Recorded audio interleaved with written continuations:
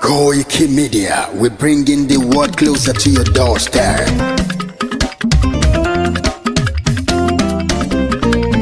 Koikimedia, Koikimedia, Koikimedia, we bringing the world closer to your doorstep. Koikimedia, Koikimedia, Koikimedia, we bringing the world closer to your doorstep. Àwa sálára àgbáyédá, àwa ló láṣà àti èdè. Gbígbédè lárugẹ nílẹ̀ Oòduà o, àwa gangan ni bàbá. Koikimedia, Koikimedia, Koikimedia, we bringing the world closer to your doorstep.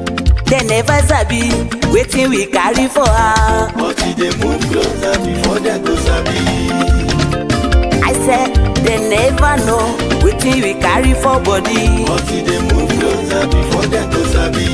Ọ̀kín lọ lọ́jà ẹyẹ, kìnìún ló ló lajú. Ẹyẹ tó lórí kodò bí àdán, àpẹjẹ lẹ́nu. Ká ṣiṣẹ́ fún ilẹ̀ bàbá wa, ká ṣiṣẹ́ fún ìlú bàbá wa, ká jùmọ̀ sowọ́pọ̀ ká lè gbódùdúwà ga. Odùduwà kò bá lè gbé wa. Ọmọ Odùduwà ṣe gírí, ẹ dìde fún ẹ̀tọ́ adúláwọ̀, ká lè jọ jùmọ̀ gbé délẹ̀ ìlérí, ká wálé gba ògo ilẹ̀ wa, ká ṣiṣẹ́ ká lè jọ gbàdé, ká lè gbàdé adé adúláwọ̀, àwa ni mọ̀lẹ̀ tí yóò tàn káàkiri. Pé ọmọ Odùduwà ni wá. Koikimedia, àwa là ń gbé tó lárugẹ. Ètò tó pọ̀jù owó.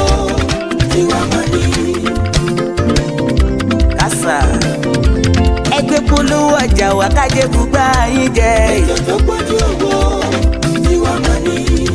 À ń gbé sò lárugẹ, à ń gbàsà lárugẹ. ètò tó pọ̀jù owó tiwa máa ní. News and sports ẹ máa rí gbọ́. ètò tó pọ̀jù owó tiwa máa ní. ọmọ Ìjẹ̀bú alárẹ̀ mi ló ní kí n máa ké tantan. Koiki Media ọ̀rọ̀ lágbájúmọ̀ mi o. máa bá ṣẹ̀rẹ̀ lọ o. ọmọ Yorùbá nìyẹn, ọmọ Yorùbá tata o. à ń gbádùn rẹ ọmọ Ìjẹ̀bú alárẹ̀ mi, ṣẹ́yìn ló máa fi dìbò tẹ̀ mọ́lẹ̀ o. ẹ̀yin lọ́mọ onígbò máa ń dé mádémádé, ẹ̀yin lọ́mọ onígbò máa wọ̀ o. Igbó máa wọ̀ gbàjòjì ò gbọ́dọ̀ wọ̀, àjòjì tó bá wọ̀ bẹ́ẹ̀ á bẹ̀bẹ̀ ní ẹbọra. ẹ̀yin lọ́ máa náwó kóyìnbó tó dé, ìgbà tó yìnbó dé o, owó náà dẹ́ tún pọ̀ sí o. Koiki Media ṣàwa ní bàbá. Koiki Media àwọn ní bàbá. Koiki Media àwọn ní bàbá. Àdáńtọ́ àtúnpèrègèdè. Koiki Media àwọn ní bàbá. àwa là ń gbé tò lárugẹ, jẹ́ ká jọ gbọ́ o. Koiki Media àwọn ní bàbá. àtúnjà fẹ́tọ̀ ilẹ̀ wa, fẹ́tọ̀ ilẹ̀ Yorùbá. Koiki Media àwọn ní bàbá. ọmọ Òdùwà ni wá o, tọkàntọkàn. Koiki Media àwọn ní bàbá. ikú tí ó ṣe bí lébi òsì, àdìmú bàbá iyọ̀. Koiki Media àwọn ní bàbá. We bring you up closer to your doorstep. Koiki Media àwọn ní bàbá. afẹ́fẹ́ tó ń fẹ́ o tó kàn kí oko lára ni. Koiki Media àwọn ní bàbá. àpèrègèdè Olódùmarè ló fún wa ṣe. Koiki Media àwọn ní bàbá. gbogbo ayé ẹ gbọ́, àwa ní bàbá o. Koiki Media àwọn ní bàbá. ẹ máa bọ̀ wá, ẹ gbé polówó ọjà yín wá o. Koiki Media àwọn ní bàbá.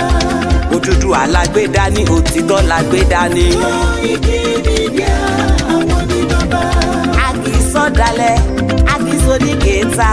Koiki Media àwọn ní bàbá. àdúró tán a tún pèrègèdè. Koiki Media àwọn ní bàbá. Koiki Media we bring you work closer to your doorstep. àwọn ní bàbá. Koiki Media is around. To give us latest. Is around o. Give us latest. Ladies and gentlemen, ẹ mú kalẹ̀ sílẹ̀. ẹ tẹ́tí ẹ gbọ́ ètò tó pọ̀jù owó. ladies and gentlemen, ẹ mú kalẹ̀ sílẹ̀. ẹ tẹ́tí ẹ gbọ́ ètò tó pọ̀jù owó. Koiki Media is around. gbogbo ẹ̀yin ọmọ ọ̀dọ́ tá a jọ ń káàkiri ọ̀dọ́jọ́ ni wá, ẹ mọ̀ jẹ́ kí a fi àyè gba Fúlàní lórí ilẹ̀ àwọn bàbá wa. ẹ mọ̀ jẹ́ ká bú ọba mọ́, ẹ mọ̀ jẹ́ ká bú jòyè mọ́. nígbà tá a la fẹ́ jà fún àwọn ọ̀rẹ́ wa, táwa ń kọ́kọ́ ń bú ọba, tá à ń bú jòyè. èmi náà ṣe bẹ́ẹ̀ rí, bọ́ mo pera mi padà. ẹ mọ̀ jẹ́ ká bú àgbààgbà kankan mọ́, ẹ mọ̀ bolóṣèlú kankan. àwọn ẹ̀rù kálukú ń bẹ̀rù, wọn ò lè sọ̀rọ̀, ọba ò lè sọ, ìjòyè lè sọ. ẹ jẹ́ ká ronú, ẹ mọ̀ jẹ́ ká bá àwọn bàbá wa jà mọ́, ẹ mọ̀ jẹ́ á bú wọn mọ́, ẹ mọ̀ jẹ́ á ṣe wọn ra wọn ara pẹ̀lú wọn. àwọn àgbà tó bá jó lóṣèlú, tá a bá fẹ́ kọ́ wọn rẹ̀ wá lọ́wọ́, á gbé wọn mọ́ra, á gbé wọn mọ́ra ni, à ní bú wọn mọ́. ẹ mọ̀ jẹ́ á ṣèjẹ̀gbọ́n, ẹ mọ̀ jẹ́ á dàlúrú. a lè gba ẹ̀tọ́ wa láì ṣèjẹ̀gbọ́n, a lè gba ẹ̀tọ́ wa láì yìnbọn, a lè gba ẹ̀tọ́ wa láì dàlúrú. gbogbo protest mo ṣe ní ìlú Nàìjíríà, mi ò rí ibi tí mo ti ẹnìkan lè sọ pé mo pààyàn tàbí mo jó nǹkan náà tàbí mo bà nǹkan jẹ́. mo lọ písù torí pé olówó lèmi náà, tí ò bá sólówó lára ń dì mọ́. gbogbo nǹkan tọ́lọ́run fún yàn lọ́lọ́run fún mi. mi ṣe tálákà tó dé pé mo dìde fúnjà Yorùbá. big man ni mi, àwọn tó jẹ́ ọ̀rẹ́ mi tó súnmọ́ mi tó ní owó ní kí ni mo wá lọ bẹ̀. pé sọ́wọ́ lè mi mò ń fẹ́ ni kí n sọ yìí tí mo fẹ́, mo ní ìsọ̀rọ̀ owó. àní ọ̀rọ̀ ìran mi ni mò ń sọ. kí n wọ gbowó, kí n gbéra, kí n pé mò ń lọ ọ̀dọ̀ ọba àgbowó, mò ń lọ ọ̀dọ̀ oníbodè òfin gbowó, kí n kójó wọlé kọ́kàn mi balẹ̀, kí n dá wa mọ́tò kí n mọ́ rìn bọ̀, kí Fúlàní mọ́ da mi dúró títì, kí n délé kí bàbá sọ pé kí n gbé tírélà sùn kí n mọ́ gbé lọ. àwọn bàbá wo lè lóko mọ́, wọn ò lè lóńdò. ẹ jẹ́ ká fọwọ́sowọ́pọ̀ ká ti àwọn bàbá wa lẹ́yìn, ká dá security ti wa lẹ̀, ká sọ fún wọn kí wọ́n bá wa fọwọ́ tì í, ká lé wọn kó nu oko wa. ẹ ṣé mo dúpẹ́, Jésù Olúwa wa.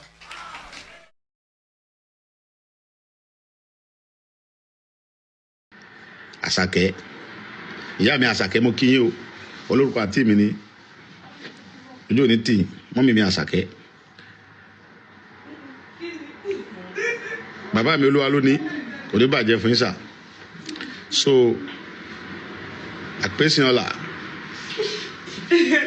ìyá mi dáadáa ẹ̀pẹ̀lẹ́ òtútù yẹn ṣé kò ọwọ́ ti gan ẹ̀pẹ̀lẹ́ ìlú wa tí ọ̀dà ni bí ìlú wa bá da kí là ń ṣe ní òtútù ẹ̀rí ni ẹ̀rí mo ti wọ swẹ́tà tí mo dà bàbá sùn mo jókòó nulẹ̀ mo tó wọ swẹ́tà ẹ̀rí kọ́ lágbára ẹ̀pẹ̀lẹ́ àǹtí mi ẹ̀pẹ̀lẹ́ ẹ̀kọ́ òtútù ọ̀dọ̀ wa bí tó tutù ju báyàm lọ ó tutù ju báyàm lọ yà Hamburg tó wà tutù ju bí lọ ṣe mọ̀ pé omi wà Hamburg yà ìgbà tí mo wà ní mo ta wà London yẹn mo sọ fún ọ pé Germany bí tutù ju London lọ wọn believe ìgbà tí mo tún dé Dublin mo rí pé òtútù Dublin yẹn gan kò tó ti bí gan òtútù Dublin gan nígbà tí mo débẹ̀ kò tó ti Germany bí German tutù gan jọba ní wẹ́dà lọ́ọ̀rọ̀ yẹn lóyìnbó ni so bí ìlú wa bá da kí là ń ṣe ní òtútù burúkú yìí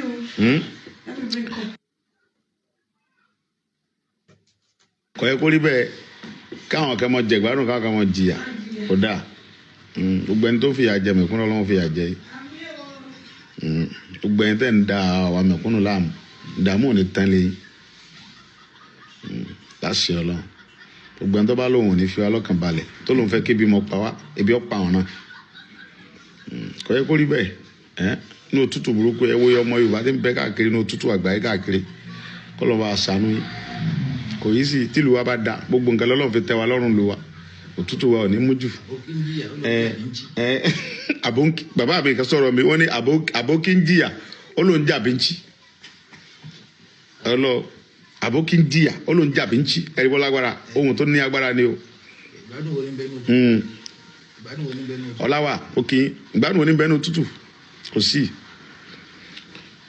Áfíríkà ní ìgbádùn wà kọ́lọ̀ ń sànù wa ni èmi mọ̀ pé tẹ́gun bá débi ó fẹ́ yọ ni kò yí sí rárá ẹ̀yin tèmi kò dẹrùn Ọlọ́run bá yóò bá fi sànù gbogbo yín ẹni dààmú tọmọtọmọ ẹni jábọ́ ẹni dààmú Ọlọ́run bá mi sànù yín wọ́n máa ń ta kóńgò gàrí ní 200,000 ẹ̀ mọ̀ ọ́ rà yóò tún mọ̀ sẹ́kù sí lápò gbogbo ẹni tó bá ní kójú ó tì í èyí olólùfẹ́ mi àwọn olójú máa ti tọmọtọmọ láṣẹ Ọlọ́run gbogbo ẹni tó bá ní kójú tì í lójú máa tì láṣẹ Ọlọ́run ojú ò ní tì í ẹ̀yin mọ̀mọ́ mi ẹ̀yin bàbá mi mo kí o ẹ̀yin brọ́dà mi ẹ̀yin sísítà mi ẹ̀ní dààmú ẹ̀yin pé òyìnbó gan fẹ́ fi sálẹ̀ fáwọn ẹ̀ mọ́ bàtọ́ ti mọ̀ pé bọ́dí ń jápa mo fi fi sálẹ̀ mọ́ nígbà tí wọ́n ti mọ̀ pé ìlú wa ò da wọ́n fi fi sálẹ̀ mọ́ sọ ẹ kó rí bẹ́ẹ̀ àwọn ìjọba wa wọ́n rí wọ́n ti bàlú wa jẹ́ tẹ́ bá gbé pálí dé ẹ́mbáṣì nísìn wọ́n rí fíìsì ni kódà kéèyàn ní 50 million lákàntì wọ́n ní fún físà jẹjẹ ẹ ṣé bàbá mi gbéyàn ní 50 million lákàntì wọ́n rò pé 50 million tó bá change sí dọ́là èló ni kò tó $50,000 kò tó nǹkan so wọ́n arẹ́dẹ̀ àti fún wa físà wọ́n gba físà fi lọ́wọ́ wa wọ́n dẹ̀ ń rí fíìsì wa ṣé ẹ kó rí bẹ́ẹ̀ olólùfẹ́ mi ọlọ́ni ìjọba jẹ́ fún yín ohun tó dùn mí ni pé tó jọ mí lójú lórí ọ̀rọ̀ ló yẹn ni pé àwọn London àwọn náà colonize wa kò yẹ káwọn yẹn ti refuse wa ó yẹ kó mọ fún afisa lọ́fẹ̀ẹ́ ká máa lọ bẹ̀ ni because ẹ̀yìn náà lè kó wàhálà sí wa lè kó wàhálà sínú ayé wa gbogbo wàhálà tá à ń fèsì ńsìn tí ọmọ Yorùbá ń fèsì káàkiri ẹ̀yin British náà lè dálẹ̀ ẹ̀yìn dẹ̀ ń refuse wa ó yẹ kó mọ fún afisa yín náà ó yẹ kó mọ fún afisa yín ìjọba ọ̀run ìlú èbó wa di àfagbára wọ̀ ọlágbára kọ́ lọ sànú wa ni o Ọlọ́run ṣàánú gbogbo wa gbogbo àwọn tó ń fara ní wa Ọlọ́run fara nà wọn náà Ọlọ́run bá tó ní wa èmi mọ̀ pé Ọlọ́run dá wa fún ìyàjẹ́ àwọn olórí wa ni olórí burúkú àwọn ni ìkà so ìdájọ́ wọn tí mo dẹ̀ ń ṣe lọ́wọ́ máa padà bẹ̀rẹ̀ judgement wọn pẹ̀lú gọlọ́ mo ti fẹjọ́ wọn sún Ọlọ́run tó ní mi pé kó bá mi ṣèdájọ́ kú fún gbogbo wọn yóò sì ṣe láìpẹ́ yìí gbogbo ẹnikẹ́ni tó ń fara ní wa tọrọ Ọlọ́run fara ní wa àwọn olórí wa náà fara ní wa Ọlọ́run fara ní àwọn náà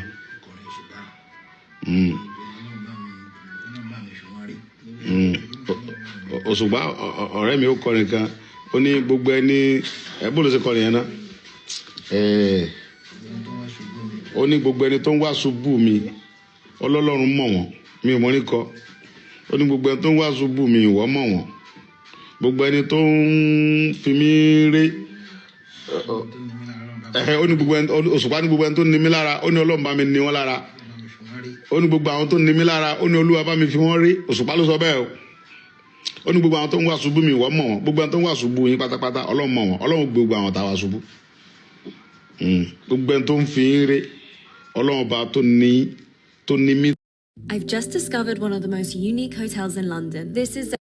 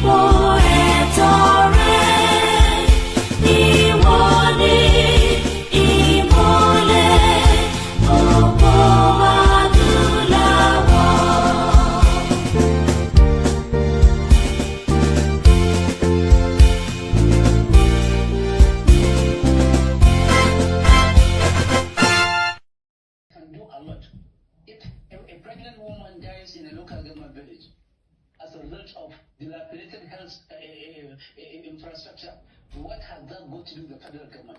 If a child cannot go to school in a local government, primary school, what has that got to do with the federal government? If the feeder roads are not good, what has that got to do with the federal government? They need to wake up from this slumber, do the right thing at the right time, at the right moment, before their names are written in the book of infamy. All right, Mr. Gerald, I will stay with you for a bit because I see your point. So, from what the accountant, Mr. Agule, has explained, it looks like the thinking of the framers of the law or the proposal. I know that Mr. Ayodele Taiwo had posted yesterday that they will engage the northern governors so that some of these gray areas will be sorted out. And I hope that we're going to get the outcome of that conversation. But I listened to Governor Abdullahi Sule of Nasarawa State yesterday on our sister program, and he did mention that, look, what they want is let status quo remain. But it looks like the thinking of the framers of the bill are saying we want ease of accountability and tracking as well as promote subnational enterprise. But is the North also seeing this as some sort of fiscal federalism or restructuring through the back door? Is that a perception? It's just clearly the point. What you are saying is that there has been this call for restructuring. But for the North now, if I were to speak for the North, I would not speak for restructuring. I would think of giving people what they want. Yoruba nation wants a Dudu Republic. In the name of God, give them a Dudu Republic. This is 21st century. We have a right to choice. Biafra wants Biafra. Give them Biafra. Give every other nationality what they need. Because as far as I know, the relationship is sound. There is geometrical increase in suspicion across all expressions. The trust is not there. Suspicion is not there. And people want to develop at their own speed. If you want to go at the speed of rocket, please, you should be allowed to go at the speed of rocket. If you want to go at the speed of snail, go at the speed of the snail at your own peril, at the consequences coming to you. But for now, if anybody is thinking that physical federalism is the solution to Nigeria, he is not even understanding the geography, not understanding the history, not understanding the mathematics, not even aware of geometry and the geometrical implication of what they are asking about. Can do a lot. woman dies in a local government village as a result of dilapidated health infrastructure, what has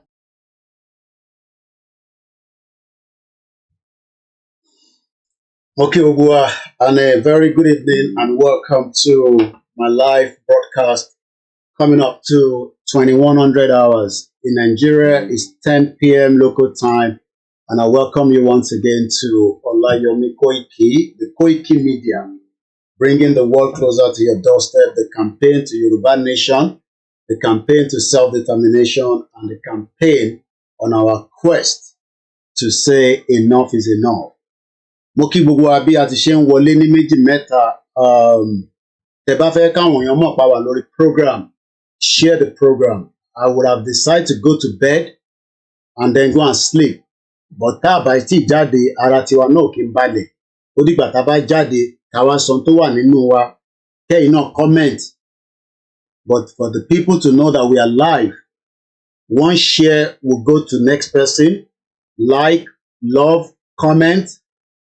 It helps the broadcast. But if we sit here for 5 hours and nobody is sharing, nobody is helping us to get the message out. It took me 10, 20 minutes to set up. Then the time that we will sit here to talk. So, àwọn àìdẹ̀tí bèrè owó. Mo lọ bẹ́ẹ̀ mo kí gbogbo àwọn leaders wa nínú Yoruba self-determination struggle. Mo ní ẹ káalẹ́ ní gbogbo ibikíbi tẹ́ bá wà. Ní obìnrin lọ́mọdé lágbàlagbà, mo kí gbogbo ọmọ Yorùbá tó ń bẹ ní Africa, ní Cameroon, Togo, South Africa, Ivory Coast, Sierra Leone, Benin Republic, níbi tí bàbá wa Professor ADEBANJI Akintoye tó wà lẹ́yìn ìgbà tí wọ́n lé wọn kúrò ní Nàìjíríà. At 89, bàbá sì dúró dáadáa pé one people, one culture, one language. Ẹ̀yà kan náà, elédè kan náà. Tí bá múra báyìí, ẹ gbọ́dọ̀ mọ̀ pé ọmọ Yorùbá ni mí. Tí bá wọ aṣọ Ìgbò, ẹ máa sọ pé bóyá mo lọ nílẹ̀ Ìgbò ni. Tí bá wọ aṣọ Hausa, ìyàtọ̀ wà. So mo kí bàbá wa Professor. Mo wá kí gbogbo àwọn tó jẹ́ bíi cabinet officer fún bàbá. Mo kí gbogbo àwọn tó jẹ́ bíi ẹlẹ́ṣọ́ ètò tó ń bá wa dáàbò bo bàbá. Mo kí gbogbo àwọn tó ń bá wọn dáná àtàwọn tó ń bá wa tọ́jú wọn. Mo dẹ̀ kí màmá náà, k'Ọlọ́run jọ̀ọ́ kó lọ́rọ̀ ẹ̀mí gbogbo wa. Nígbà tí mo kí bàbá wa, à ń rántí bàbá wa Awólọ́wọ̀, bàbá dáadáa, bàbá tí ó mọ̀ pé ibi tí ilẹ̀ Yorùbá wà lénìí kọ́ ló yẹ kó wà. Bàbá tí ọ̀pọ̀lọpọ̀ àwọn èèyàn takò, àmọ́ àwa àtakò bàbá torí pé a mọ̀ pé nígbà ayé wọn kò sí technology tó tó yìí. Bá a dúpẹ́ pé níbi tí a báṣẹ́ dé. Mo kí gbogbo àwọn tó ń bẹ ní ìlú Ìkẹ́nẹ́. Mo ń bọ̀ wá kí ẹ̀yin mídíà wa, ẹ jẹ́ àkọ́kọ́ kí the late legend. Mo ti rí ẹ̀yin mídíà wa tẹ́ wà lórí program. Mo ní fojú pa yín rẹ́ láyé. Bẹ́ẹ̀ jẹ́ n kọ́kọ́ lọ sí bàbá Awólọ́wọ̀ tán ní Nigeria is not a nation. It is a mere geographical expression. They are no Nigerians in the same sense as they are English, Welsh, or French. The word Nigerian is a distinctive appellation to distinguish those who live within the boundaries of Nigeria and those who do not. So téèyàn kan bá jẹ́ tó sọ pé I am a Nigerian, ẹ bá wa bí pé lọ́nà wo. There is no land called Nigeria. There is no language called Nigeria. There are no people called Nigerians. We are only deceiving ourselves. We are not Nigerian. Okay, where is Nigeria where is the land called Nigeria? What is the Nigerian language? We are nations that had been forced together to live in one pathetic country. So anybody who goes there today to say pray for Nigeria, that person is just deceiving himself, because the people who want to be that Nigeria had not sat down to agree if they want to be Nigeria. Other countries were refused at first, but we have to remember, and this is a really important point, that self-determination is an inalienable international right and a law as well. And other countries will recognise Scotland's democratic choice expressed at the ballot box. They will recognise that because that is the route that many other countries have taken in order to become independent. And just to make that point, that international law is very pragmatic on that point, so we should have confidence in that. Impediment to Yoruba development is the impediment to Odua development. Without Nigeria, we won't be where we are. 1962, we were far ahead of South Korea and North Korea. We were far ahead of China even. We had television before France. We had radio before South Africa. Now look at where we are today. I think it's a shame that even any Yoruba man can be talking about restructuring at this point in time. What are we restructuring? This country that is already shot to pieces? I don't think that's what we want. But they are always talking about giving Nigeria a chance. The patience of Yoruba with Nigeria has come to an end.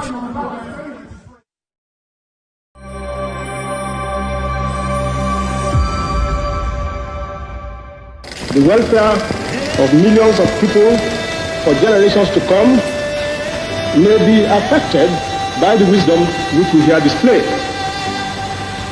If Nigerian leaders and our British partners are to prove themselves worthy of their trust, now is the time for us solemnly and truly to dedicate ourselves to seeking the greatest good of the greatest number of our people in Nigeria.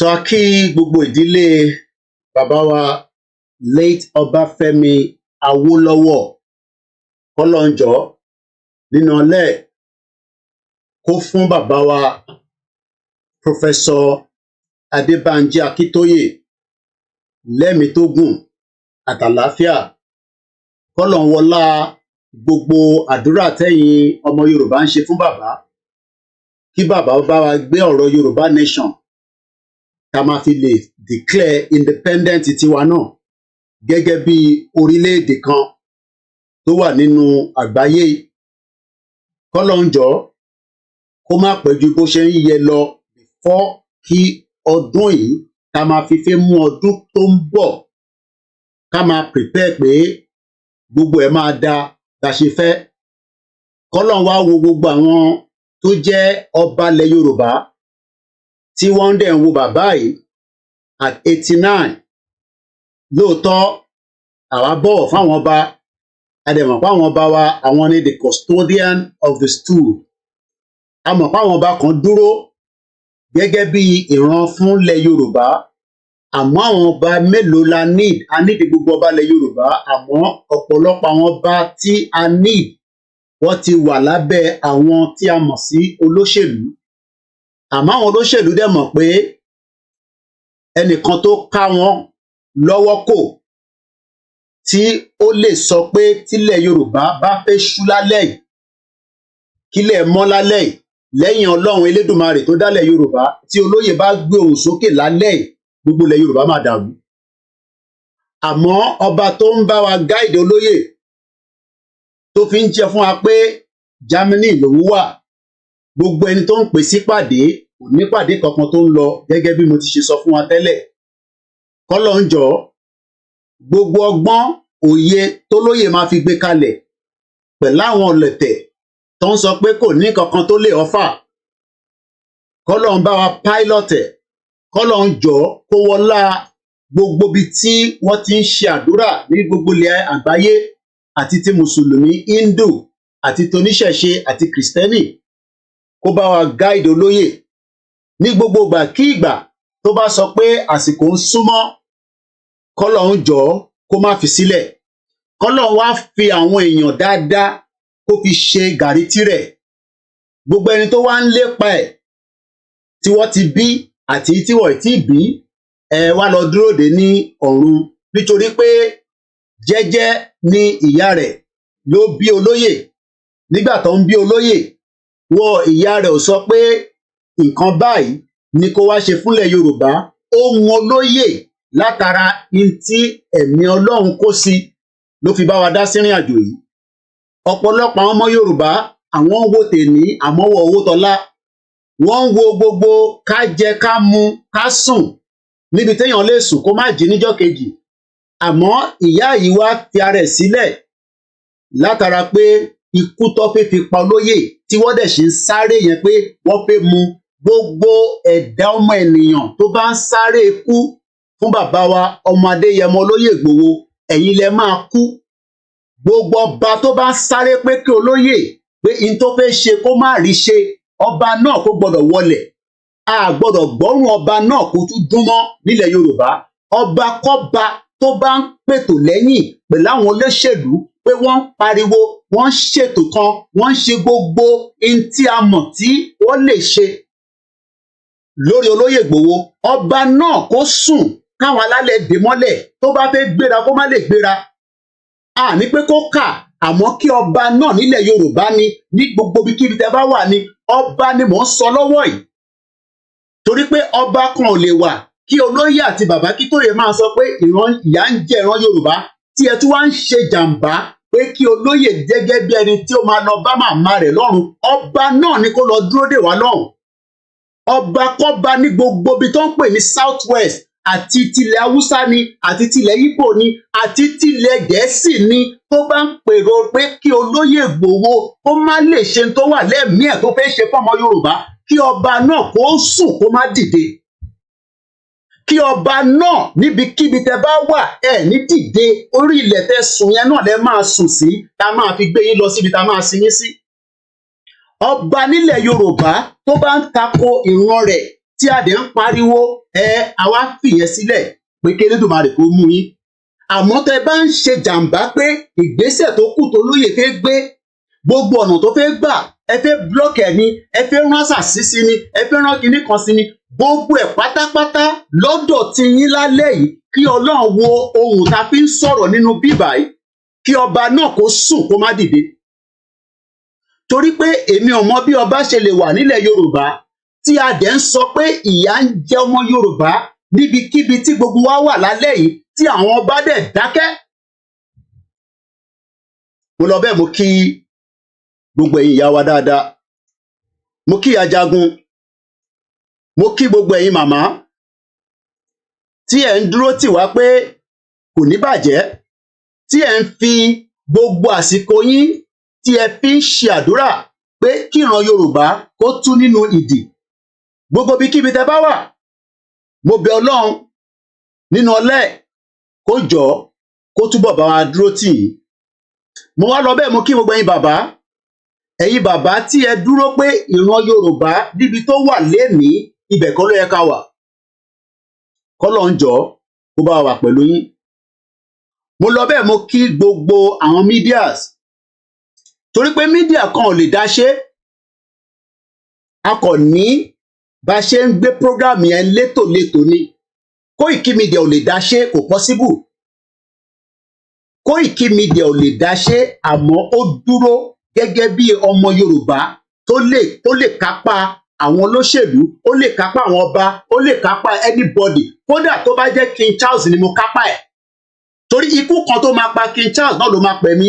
Kò sí nǹkan tí wọ́n lè ṣe ìran Yorùbá máa tú. King Charles ò lè dá dúró, gbogbo ẹni mo fi sọ bẹ́ẹ̀. And God bless the king. King Charles kò lè dá dúró. Tí bá dẹ̀ sọ pé King Charles ò lè dá dúró, bàbá wa Ọọ̀ni òrìṣà ò lè dá pé kí Yorùbá má dá dúró, wọ́n ò lè dá dúró. Wọ́n lè fọwọ́ aago sẹ́yìn ni, bọ̀wọ̀ ò lè dá dúró. Ọọ̀ni of Ifẹ̀ òrìṣà lẹ̀ Yorùbá, lè dá Yorùbá nation dúró, kò possible. Nítorí pé ìran tí ó ń sọ̀rọ̀ lọ́wọ́ yìí, ìran generation yìí, kó bó ṣe ní respect tó tẹ̀yìn ọba, tó bá kù díẹ̀ káàtó, kíní yẹn la máa ṣe fún gbogbo yín. Bọ̀ a fẹ́ ṣe kíní yẹn fún yín torí pé a mọ̀ pé ẹ lè yíwà padà. Àmọ́ èyí tó bá yíwà padà, tó bá jẹ́ pé wá tún wá ń jókòó pẹ̀lú ẹ̀yin babaláwo, àwọn tó jẹ́ pé jọ ń ṣe kùrùkẹ̀rẹ̀ lóru, ẹ̀ ń gbẹ́bọ lásán, ẹ̀ ń gbọ́bọ lálọ́, gbogbo yín bẹ́ẹ̀ ẹ máa sun ẹ̀mí dìde. Torí pé àwa kan tá à ń rí pé ilẹ̀ Yorùbá ó ti dibi tí àánú ṣe wá. Ẹni tí àánú ilẹ̀ Yorùbá ò bá ṣe lálẹ́ yìí, á jẹ́ pé o kì í ṣe ọmọ Yorùbá tòótọ́. mo wá lọ bẹ́ẹ̀ bẹ́ẹ̀ kan sí mo kí gbogbo àwọn medias wa. Àwọn ò ní bú ọba kankan gẹ́gẹ́ bí olóyè ṣe sọ wọ́n ní ẹ má bú àwọn ọba àwọn àgbàlagbà ni wọ́n àmọ́ ọba tó bá ń perí olóyè Ìgbòho ọba náà gbọ́dọ̀ sùnkùn ní dìde torí pé àmọ́ reason tẹ́ ṣe lè máa perí olóyè Ìgbòho nígbà tá a mọ̀ pé ìyà ń jẹ̀ràn wa àfẹni tó bá fi parọ́ ẹ tó bá wá ní ìyà ò jẹ ìran ọmọ Yorùbá á jẹ́ pé òmọ tó ń lọ nínú Nàìjíríà torí pé tó bá mọ tó ń lọ ní wàá mọ̀ pé ṣìgìdì ó ti wọlé Yorùbá ẹ jẹ́ n lọ bẹ́ẹ̀ kí n kí Yorùbá Space TV ká tó múra síwájú ẹ bá mi gbọ́ wọlé share button mo kí Yorùbá Space TV mo kí Pavilion TV mo kí iSeen TV mo ṣe wo program tẹ́ ṣe tán mo máa ń gbádùn program yín Yorùbá ti yín ó dá ṣáká di tiwa lọ torí àwa ti fi tiwa jẹ bọ́gà mo kí ẹ Pavilion nínú kòsíkòsí nínú pé à ń sọ fáwọn èèyàn wa pé ká bá máa jìjàngbara a need media tó lè compete tó lè sọ̀rọ̀ tó lè bá wa put àwọn ọ̀rọ̀ kalẹ̀ àmọ́ tẹ́ ẹ̀ bá support media èmi ò ní kẹ́ support Koiki nìkan àní gbogbo media pátá ló jẹ́ kẹ́ máa béèrè pé ṣe ní data ìyà data ò gbọ́dọ̀ máa jẹ media tó ń pariwo Yorùbá nation as long as tó bá sì ní Yorùbá nation lòun ṣe ìyà media yẹn kò gbọ́dọ̀ pọ̀ jù torí tíyà bá pọ̀ jù gan nígbà míì á máa rò pé ṣó wọ́tẹ̀ Ọlọ́run má jẹ́ kí irú àwa káwá dé níjọ́ kan ká sọ pé ṣó wọ́tẹ̀ pé à ń pariwo Yorùbá nation pounded yam ìyàwó mi ṣe fún mi mo sọ fún Wàlátà ẹ bá mi ṣàdúrà fún ó ṣe surgery kékeré oúnjẹ tó pọ̀ ìlú yòókòkò kò mí pé bí wọn bá ṣe surgery àyànà á máa já ìlú Nàìjíríà ló máa ṣe surgery lọ́ọ̀ ní pé kó máa lọ sílé ìlú òyìnbó tó bá ní kó ṣe surgery kan á ní máa lọ́lé àwọn mọ̀ pé táwọn ṣe fún ẹyẹ kò sí wàhálà níbẹ̀ mo wá bi Wàlátà mo ní kí ló wá jẹ ó ní òun jẹ grapes mo ní pounded yam ló nídìí onídìí tó máa jẹ kégungun gbogbo ara lè le kẹ́kẹ́kẹ́kẹ́ kọ́nà bá ń fún ẹ lálàáfíà òun ló lórí ẹbí wa olórí ẹbí tí Ọlọ́run ṣẹ́ kò ní ṣẹ́ ní tẹ̀yìn mo wá lọ bẹ́ẹ̀ mo kí gbogbo ẹni tí ara ní nílẹ̀ Yorùbá lẹ́nìí ara ní àwọn èèyàn ara nílẹ̀ Yorùbá àmọ́ ara tó nílẹ̀ Yorùbá yẹn ẹ̀rọ fẹ́ dé àmọ́ àwọn kan ní ká má jẹ́ kó dé kábíyèsí Elédùmarè ẹ̀rọ ó fẹ́ dé sílẹ̀ Yorùbá kí ló ń pè lẹ́rọ̀ ká níjọba tiwa ká lè darí ayé wa ká lè sọ èdè wa ká lè ṣe gẹ́gẹ́ bí n ta lè ṣe ká lè sún àwọn ọmọ Ìgbò tó bá ń dààmú wa ká yọ wọ́n kúrò bí jìgá kúrò láàrin wa èyí tó máa gbé láàrin wa gbọ́dọ̀ ṣe ń ta fẹ́ ni UK n tó ń ṣe nìyẹn ẹni tó ò bá ṣe tiwọn wọ́n máa yọ bí jìgá Amẹ́ríkà ń ṣe bẹ́ẹ̀ France ń ṣe bẹ́ẹ̀ ìyẹn ò ní pé ayé tiwọn torí ọmọ Ìgbò tó bá máa gbé pẹ̀lú wa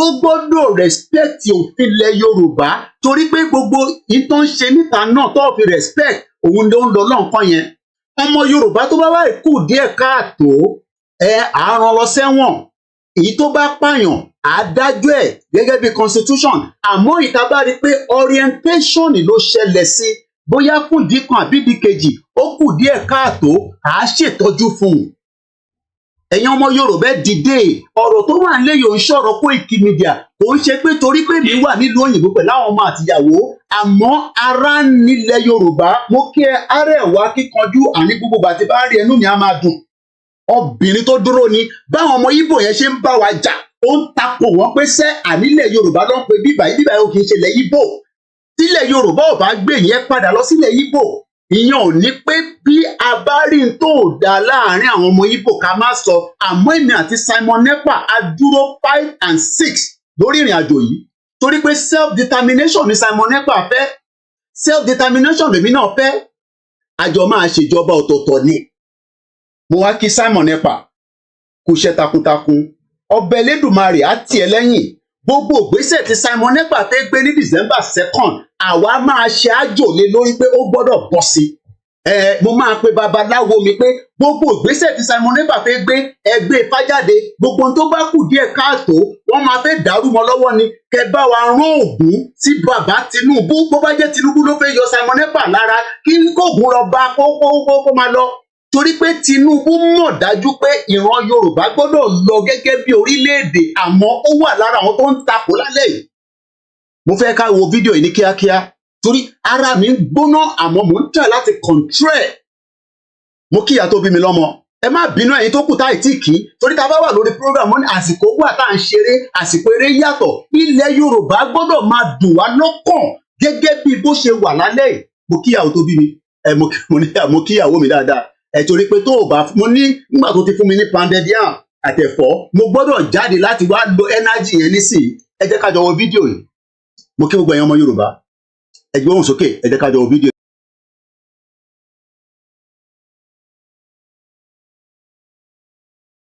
ok ṣé ti rí.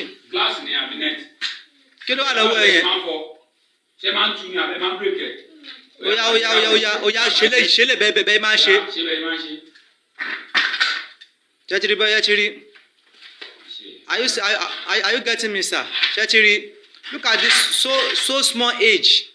ọmọ ọdún mélòó ni ẹ sọ̀rọ̀ sókè. ọmọ ọdún mélòó ni ẹ sọ̀rọ̀. 8 years. ok. kí ló orúkọ ẹ. lẹ́yìn tí ẹ fẹ́ wo fídíò yìí ara gbọ́dọ̀ máa mì yín inú gbọ́dọ̀ máa bí yín ó yẹ ká la pọ́npọ́ ó yẹ ká jáde lálẹ́ yìí ó yẹ ká dàlúrú ó yẹ ká jó nǹkan àmọ́ olóyè ní Koiki má jẹ́ ká ṣe bẹ́ẹ̀ ó yẹ ká wọlé sí ẹ̀yìn gọ́vnà lára ká dáná sun yín lẹ́yọ kọ̀ọ̀kan olóyè ní Koiki má jẹ́ ká ṣe bẹ́ẹ̀ jẹ́ kó mọ̀ pé ọ̀rọ̀ Yorùbá nation tá à ń fà yìí tẹ́ ẹ̀ bá dá wa lóhùn a máa ṣe kinní yẹn fún yín gbẹ̀yìn ni ọmọ 8 years old ó wọnú uncompleted building ó ń yọ burglary tó fẹ́ lọ tàbí jẹun ẹ̀dẹ̀ ní ká má jó gbogbo nǹkan ẹni ká má dàlúrú ẹni ká dákẹ́ inú ilé ayé wo la wá wá ìtorí Elédùmarè kí ló ń ṣe wá ganan 8 years old níbi tẹ́mi náà ní àwọn ọmọ kéékèèké nínú ilé ebi ló ń pọmọ yìí kí lọmọ yìí ti mọ̀ èèyàn kan ló rà lọ́wọ́ ẹ̀ ọmọ ọdún 8 ó ń wọnú building ó lọ ń yọ burglary ó dẹ̀ ń tà alájà kan dẹ̀ ń rà lọ́wọ́ ẹ̀ ẹ̀dẹ̀ ní ká má sọ̀rọ̀ ẹni ká dákẹ́ má ṣe ẹ jẹ́ ká play video yẹn lẹ́yìn gẹ̀ ẹ bá mi gbọ́ wọlé share button ẹ gbé ọwọ́ lé share button tó bá jẹ́ pé Jésù ló ń pè lálẹ́ yìí ni ẹ máa bá wa comment ẹ máa share ẹ bá mi share program yìí ẹ bá mi pa àwọn èèyàn wọlé pé kó wá wọ ọmọ ọdún 8 tó ń wọnú uncompleted building nílẹ̀ Yorùbá bàbá wo lọ́wọ́ dẹ̀ máa wòkè báyìí á dẹ̀ máa wọlé báyìí á dẹ̀ máa béèrè pé kí ló ń ṣẹlẹ̀ gan-an kí ló dé kí la ṣe tá la ṣẹ̀ gbogbo ẹni tá a bá ṣẹ̀ ẹ jẹ́ ká wé ètùtù ká ṣe fún wọn ẹ jẹ́ ká bẹ Ọlọ́run tí gbogbo ọba dẹ̀ wọ ẹ jẹ́ ká dàlúrú ẹ jẹ́ àdàrú kó lè tètè dà á ní end Nigeria and save life a gbọ́dọ̀ save life àwọn ọmọ yìí àwọn ọmọ tẹ́ ń wò yẹ̀yìn tẹ́ wà ń diaspora àwọn náà máa padà pa yín wọ́n pọ̀ bẹ́ẹ̀ nílẹ̀ Yorùbá tó ń sùn tó ń jí tó ń jalè tẹ́ bá ṣe ń dé wọ́n máa mọ́nítọ̀ yín láti airport wàá yọ ẹ̀mí kúrò lára ẹ̀ kò ní jẹ́ nǹkan kan ẹ jẹ́ ká play video yẹn lẹ́ẹ̀kan sí i.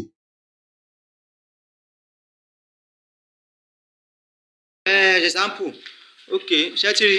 glass ni àbí net. kí ló wà lọ́wọ́ ẹ yẹn. ṣé máa ń tu ni àbẹ máa ń break ẹ. oya ṣe lè bẹ́ẹ̀ máa ń ṣe. ṣe bẹ́ẹ̀ máa ń ṣe. ṣé ti rí bẹ́ẹ̀ ti rí. Are you getting me, sir? ṣé ti rí. Look at this so small age. ọmọ ọdún mélòó ni ẹ sọ̀rọ̀ sókè. ọmọ ọdún mélòó ni ẹ sọ̀rọ̀. 8 years. ok. kí ló orúkọ ẹ. oya máa ṣe bẹ́ẹ̀ máa ṣe káwò kó scatter aluminium ẹ̀ káwò. so kó ṣe bẹ́ẹ̀ máa ṣe normal.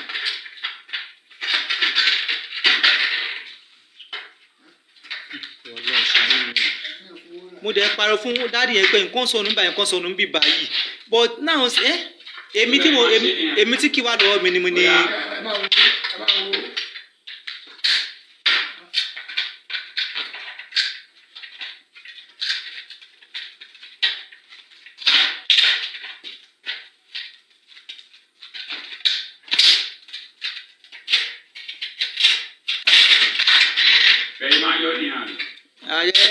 Kó yọ sí normal pieces. àwọn bóòtù tẹ tún náà tẹ́lẹ̀ gbọ́dọ̀ wà. àwọn bóòtù yẹn ò ní kó lára ẹ̀.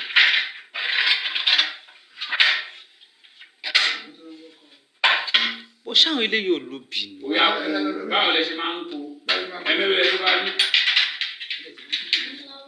ẹ̀mélòó lẹ ti wá tẹ́lẹ̀.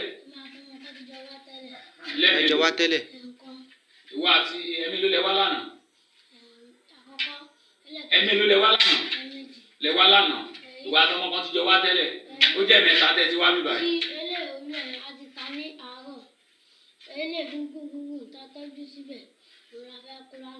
Lè wá fẹ́ gbé lálẹ́ tó fi mú yín. Lálẹ́ táìmù lọ́wọ́ alẹ́ ṣé ìhun ní sùn mọ́ ni wọ́n lọ́hùn ẹ wo òun ni yóò I don't know what to do in fact mo ní bá wọ bọ́dà bí. alájà tó wà níbi tọ́dé ẹbí táwùsọ̀jú jẹ́ níbi Akóredé. Ibi Akóredé sáàbì l'Akóredé wà ìyànà bí Ìyẹ̀sí àbí Ṣàngó. Tòsí níbi kíní bẹ̀rẹ̀. Ibo Ìyẹ̀sí àbí ibo kí lórúkọ bẹ̀ Ẹ̀gàn road náà bí ẹ́. Ẹ̀gàn road. Ẹ̀gàn road alájà yẹn wà lẹ máa ń ta fún ẹ̀mí ló ló ti tajà fún rí. Ó ti pẹ́ kí mo ti tajà fún un. Ẹ̀mí ló ló ti ta fún un. Ojoojúmọ́ a máa ń tajà fún un. Ojoojúmọ́ lè máa ń tajà fún un. Òṣùwàlà ṣé máa ń ta nẹ́ẹ̀tì náà fún àbí alumílíọ̀nù nìkan. Alumílíọ̀nù kan àti ké. Èló lẹ ta kílò alumílíọ̀nù. 1 kilo 1,000. 1 kilo 2,000. Half kilo 1,000. 1 kilo 2,000. Bẹ́ẹ̀ni. Window mélòó ni 1 kilo. Abẹ́rẹ́ ni tí ó lè mú 1 kilo kọ́ fún 1 kilo. Ìyẹn bí eléyìí báyìí bí eléyìí báyìí máa mú 1 kilo. Máa fún yín 2,000. Wọ́n mi àyídáde máa ṣẹ̀wọ̀n pẹ̀lẹ́ wo ṣọ́rẹ́ tó ní kinní yìí ẹ̀tẹ́ bọ́yẹ̀ wá àti wáyé ti pẹ́ ẹ̀tọ́rí wo ẹ̀ tó ní building yìí àtàbúrò tí àbúrò wọn àbẹ̀gbọ́n bá gbọ́ wo mọ́mí ẹ̀ àti dáàdì ẹ̀ máa wo àwọn náà máa lọ ṣẹ̀wọ̀n tiẹ̀ because èjẹ̀ ò tí ṣẹ̀wọ̀n bọ̀ àwọn náà máa lọ ṣẹ̀wọ̀n nítorí pé wọ́n mójútó ẹ̀.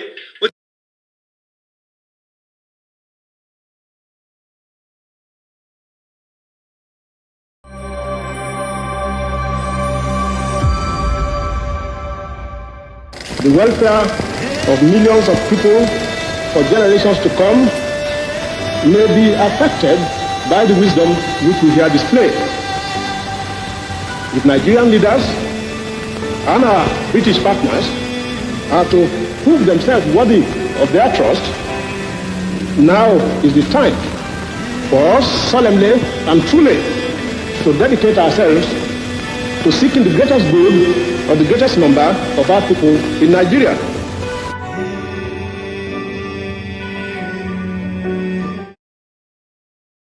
I don't know how you are feeling tonight. Èmi ò mọ bó ṣe ṣe lára tẹ̀yin. Nígbà tí wọ́n fi fídíò ìránṣẹ́ sí mi, mo wò títí, mo béèrè pé kí ló ṣẹlẹ̀ gan? Ta la ṣẹ̀? Kí ló dé tí a dẹ̀ ń sọ fáwọn èèyàn wa pé bí nǹkan ṣe ń lọ yìí nílẹ̀ Yorùbá ọmọ ọdún 8 tó wọnú building tó ń yọ burglary láti lọ tà ní 1,000 naira ní 2,000 naira níbi tí Ọlọ́run Elédùmarè tó kẹ́ ilẹ̀ Yorùbá dé.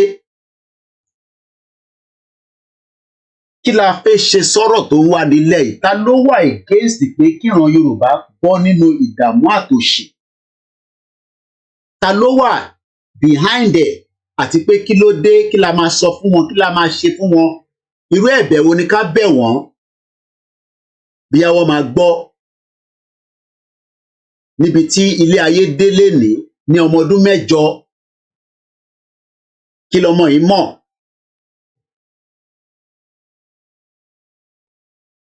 Mo kí gbogbo wa Àwọ̀fẹ́ TV show, mo kí yín, mo kí wa media tó wà nínú ilé, mo kí àwọn Biafra, all hail Biafra, Rugijan, mo kí yín, mo kí ẹ̀yin tá wà lórí Twitter space. That is the situation that we find ourselves. I will leave the phone line to be open. Bí a bá réyàn méjì mẹ́ta, àní pẹ́ títí aago 10:00 I will end this broadcast. It's not a full 3 hours. Tabalẹ̀ tó fẹ́ bá wa dá sí fídíò tẹ́ ń rí, ẹ bá wa pè wọlé sórí studio number wa. Ẹ wá bá wa sọ̀rọ̀. Pé ṣé ó ti dé stage yìí ni? Àbó ṣẹ̀ṣẹ̀ ń bẹ̀rẹ̀? Àbí ká ṣe máa expect the worst lábẹ́ ìjọba Tinubu yìí? Kí la ṣe fún Bọ́lá Tinubu àti pé ṣé ọ̀rọ̀ tí Gbàjàbíàmílà sọ òun ló ń ṣe báyìí. The weight of Nigeria is not the weight that any normal, ordinary human being can carry, except with the help of Almighty Allah. It is evident, therefore, that the Almighty Allah is with our president. He is carrying the weight for him. The weight of Nigeria is not the weight that any normal, ordinary human being can carry, except with the help of Almighty Allah. It is evident, therefore, that the Almighty Allah is with our president. He is carrying the weight for him. Mo kí wa lẹ́ẹ̀kan sí pé ẹ káàbọ̀ sórí ìkànnì wa tí a mọ̀ sí Koiki Media. Èní ni the last day of the month of October. A kí gbogbo àwọn tí wọ́n ti ṣọjọ́ ìbí nínú oṣù yìí. Bá ṣe ń wọnú oṣù tuntun lọ ní ọ̀la yìí, mo kí wa pé happy birthday in advance fún gbogbo àwọn tí wọ́n máa ṣọjọ́ ìbí náà. Mo kí gbogbo àwọn tó fẹ́ freedom àti àwọn tó ń gbìyànjú. Gbogbo wa là ń ṣe ìgbìyànjú. We are all trying our best from different angles. And we are doing this not because of anything, but because we want our people that have suffered under a system of government that failed. Walata, only this video with this little boy is very pathetic, and just share the tears, especially tí àwa tá mọ̀ the importance of children. Mo kí Yorùbá Space TV lẹ́ẹ̀kan sí, mo kí gbogbo èèyàn wa. Many Nigerians are now also demanding a kind of a slight change, and I want to bring one up to you on the screen in a minute. She was the same person that criticized Igboho some few months back. Well, not few months, some few weeks back.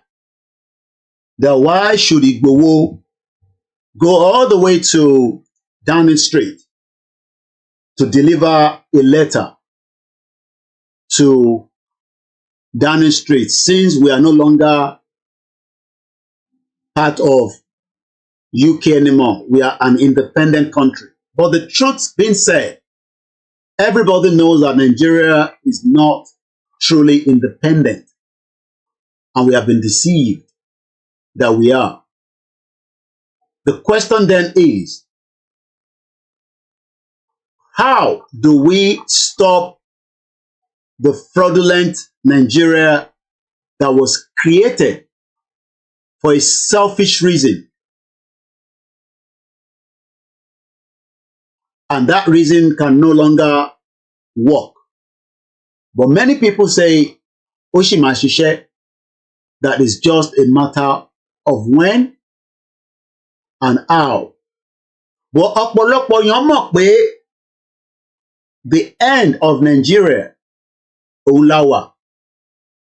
But yet, àwọn ọ̀pọ̀lọpọ̀ yẹn wọ́n ń tako pé kí Nàìjíríà kó dissolve. A mọ̀ pé àwọn kan láǹfààní àti jẹ nínú ẹ̀. Àmọ́ àwọn gan wà lára àwọn tó ń tako pé kí Yorùbá dá dúró gẹ́gẹ́ bí orílẹ̀-èdè. Mo wá ń bi wá lálẹ́ yìí, ta ni àwọn tó ń tako gan bí a ti ṣe ń pariwo, bí a ti ṣe ń sọ pé a fẹ́ dá dúró ká lè wà ní orílẹ̀-èdè tiwa náà láti lè ṣe ọ̀pọ̀lọpọ̀ nǹkan tó máa ṣàǹfààní fún wa lénìí àti lọ́la. Mo bẹ̀ wá, mo rọ̀ wá, gbogbo ìgbà kí ìgbà tá a bá ń sọ pé a fẹ́ dá dúró, ẹ jẹ́ ká máa béèrè lọ́kàn ara wa pé a fẹ́ dá dúró nígbà wo gan la fẹ́ dá dúró yẹn? Ṣé lénìí ni àbí lọ́la?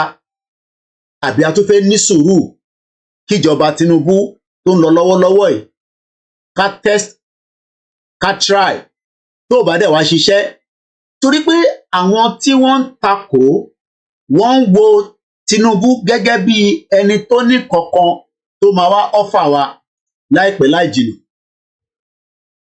ọ̀pọ̀lọpọ̀ dẹ̀ mọ̀ pé Tinubu tí wọ́n expect yìí kò ní kankan tó fẹ́ offer.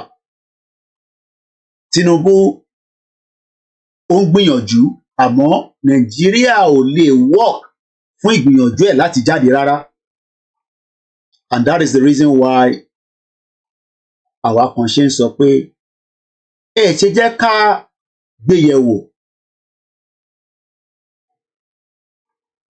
If this union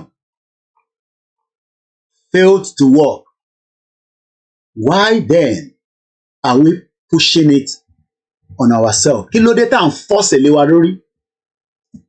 Kí ni reason tá à ń force Nàìjíríà tó ṣiṣẹ́ lórí ara wa? Olówó ò fẹ́ yẹ kí Nàìjíríà kó pín, torí pé wọ́n mọ̀ pé ìjọ tó bá ti pín, that will be the end of it. Okay, tweet tí mo wá lélẹ̀. Mo ń bọ̀, ẹ ká sáré gbé okay náà. Kọ́ọ̀lù yàn ṣe fún program. Let's come to this tweet quickly. Ẹ bá gbọ́ wọlé share button ní kíákíá. Mo ń bọ̀ láti gbé tweet yẹn wá. Yoruba nation, no going back. Bọ́fẹ́ bọ́kọ̀, ìran Yorùbá máa dúró. But I pray pé kó má pẹ́ ju bó ṣe yẹ lọ. That is just my own prayer, and I hope that is the same prayer pẹ̀lẹ́yìn náà. The 1914 amalgamation, gbogbo alamọ̀ kó ti expire. Ẹ jẹ́ ká sáré ka tweet látọ̀dọ̀ arábìnrin kan tó ń pè ní Aisha Yusuf. Ó post eléyìí ní aago 7 ó kọjá ìṣẹ́jú 10 ìyẹn ní àná on the 30th of October 2024. Ẹgbọ́n nǹkan tó kọ síbẹ̀. Can every state keep its resources? Ǹjẹ́ kí gbogbo ìpínlẹ̀ tó ń bẹ ní Nàìjíríà, gbogbo nǹkan tó jẹ́ àmúlùmọ́dùn wọn, gbogbo nǹkan tó jẹ́ resources wọn, ǹjẹ́ kò dáa kí olúkálukú kó keep it together? Ìyẹn ni ó fi bẹ̀rẹ̀. Ó wá ní dem pay a percentage to the federal government ? Pé lẹ́yìn ìgbà tí gbogbo èèyàn bá keep n tó ń bẹ nínú state ẹ̀, gẹ́gẹ́ bí àpẹẹrẹ ẹni tó bá wá láti ìlú Ondo kó keep n tó ń bẹ nínú Ondo, ẹni tó bá wà láti Rivers State n tó bá ń bẹ lábẹ́ Rivers State kó keep ẹ̀, ẹni tó bá wà ní Anambra n tó bá ń bẹ ní inú Anambra kó keep ẹ̀, Zamfara, Ogun State, ká wá máa san ìṣàkọọ́lẹ̀ díẹ̀díẹ̀ fún federal government. Ó wá tẹ̀síwájú ó ní states that cannot survive on their own can merge states that are better together rather than separately can also merge. Pé àwọn state tí a mọ̀ pé àwọn ò ní kankan, torí pé ìtọ́ ṣe ni pé regional tó fún wa nígbà tá a fẹ́ gba independent tí wọ́n dàrú mọ́ wa lọ́wọ́, wọ́n wá create ọ̀pọ̀lọpọ̀ state míì. Tẹ́ bá béèrè pé kí ni ìwúlò state nínú Nàìjíríà, wọ́n ní state náà ni. Bẹ́ẹ̀ ó ní governor, ó ní deputy, ó ní commissioner, wọ́n wá waste resources state míì, wọ́n pump ẹ̀ sínú state yẹn. Ó ní sọ̀rọ̀ àwọn state bẹ́ẹ̀ kó darapọ̀. Ó wá ní every region in Nigeria is blessed and has what it takes to be prosperous. Pé gbogbo ibi tí wọ́n ń pè ní Nàìjíríà, gẹ́gẹ́ bí òun ṣe sọ, ó ní Ọlọ́run kẹ́ ibẹ̀, oríṣiríṣi nǹkan dẹ̀ wà níbẹ̀. Ó ní this federal allocation, ìyẹn owó tíjọba ń fún àwọn state ní every month, has killed desire to exploit potential by different states. Ibi tó ti ṣe mistake nìyẹn. Ṣé rí àwọn èèyàn báyìí,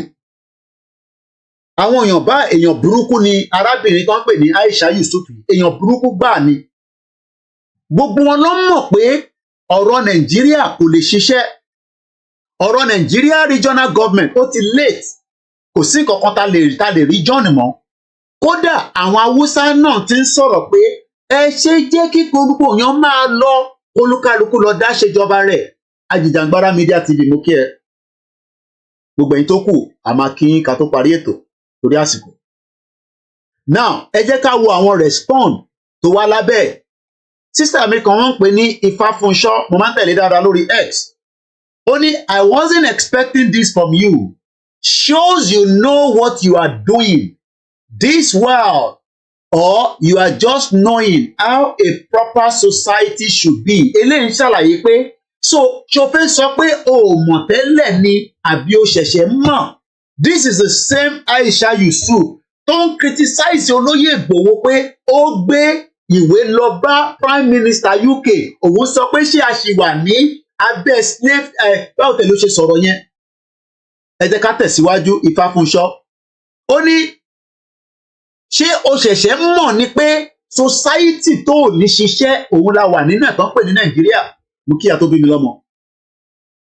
Ó ní I believe with time pẹ̀lú àsìkò you will understand ìyẹn Ifáfúnṣọ́ that one Nigeria yìí is a scam. It is only by true federalism or secession that can fix this mess. Gẹ́gẹ́ bí sister wa yẹn ṣe sọ. Ẹ jẹ́ ká gbọ́n tí Mr. Position sọ. Ìyẹn ní in a sane climb, that is how it should be. But will they allow this to happen?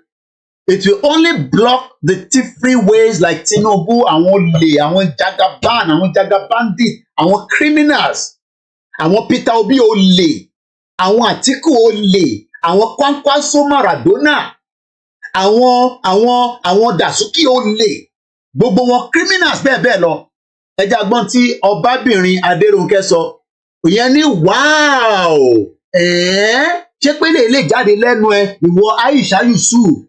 Wonders in Wonderland. I thought only we, the Bigotrians, were allowed to think this way. Aisha is begging to ronú too.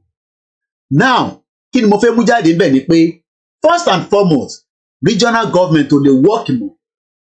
Gbogbo ẹni tó bá ń pè pé ká lọ ṣe regional government, it is just too late to regionalize Nigeria. Let everybody go back to their tentacle and rectify the damage that the British has done for the last 100 years plus, that has created the menace of identity theft, that the British protected their own interest against all other interests, which is called the fraudulent 1914 amalgamation, that we would do everything possibly best in this generation, even if it's going to be painful to millions of Nigerians, to stop this identity theft by Britain against the Yorubas, the Igbos, the Hausas, and the rest of the different ethnic indigenous people, because we are not tribes. Morawari, I don't know Igbo people, I don't know Hausa people. Eledumare dá gbogbo wa separately. But if everybody just think that we will not bring that in reality, you better throw that away, because it will become messy. It will become bitter, because we must end this Northern Protectorate and Southern Protectorate that is now formulated to be known as this fraudulent country called Nigeria, that Ekiti State House of Assembly, the bomb bastard Ekiti State House of Assembly member, will now go to Canada for a retreat, knowing fully well that they have not even paid the minimum wage in Ekiti State. The representatives that are representing us in Ekiti State, they have now decided that they will travel to Canada for a retreat with their wives and their children and their concubines. You know why? Because ati gbagbakuba fún gbogbo wọn. So they now want to make every one of us to continue to come and beg them for the basic needs of our lives. And what are the basic needs of our life? The stolen Britain identity theft that the British took away by destroying empires that were in existence even before their own generation. And they've cooked all manners of lies. And now we have Yoruba people don't continue to attack us because they think that maybe there is something that we want to gain out of it. But they forgot that the evil of the British government, the British monarchy system that destroyed the people and told us lies that we are Nigerians. Because there's nowhere in the world that we know that God created Nigeria. Not even Baba Adeboye can come out and tell us that God created this entity that he himself is using as a fraud. Because Baba Adeboye is using Nigeria as a fraud to continue to manipulate the minds of millions of Yoruba people in the mind that they are still a citizen of a country that was never a country. Because the Holy Spirit would have told Baba Adeboye at some point that there is nothing called Nigeria is a fraud. But Baba Adeboye is using Nigeria as an entity to create many churches outside Nigeria that he does not want people to question that entity. Because the day that Nigeria ends, those entity churches would have to either be a Yoruba entity or they would have to vaporize. I hope you understand what I'm saying there. Mo ti sorry. Baba Adeboye mọ̀ pé ìjọ táwọn bá ti gbóhùn sókè pé Yoruba nation is a country, there will be challenges of all these churches across the globe. But we come back to that in a minute. Let's go to Ekiti State. Ekiti State is one many state in the southwest part of Nigeria. And I want to take us to their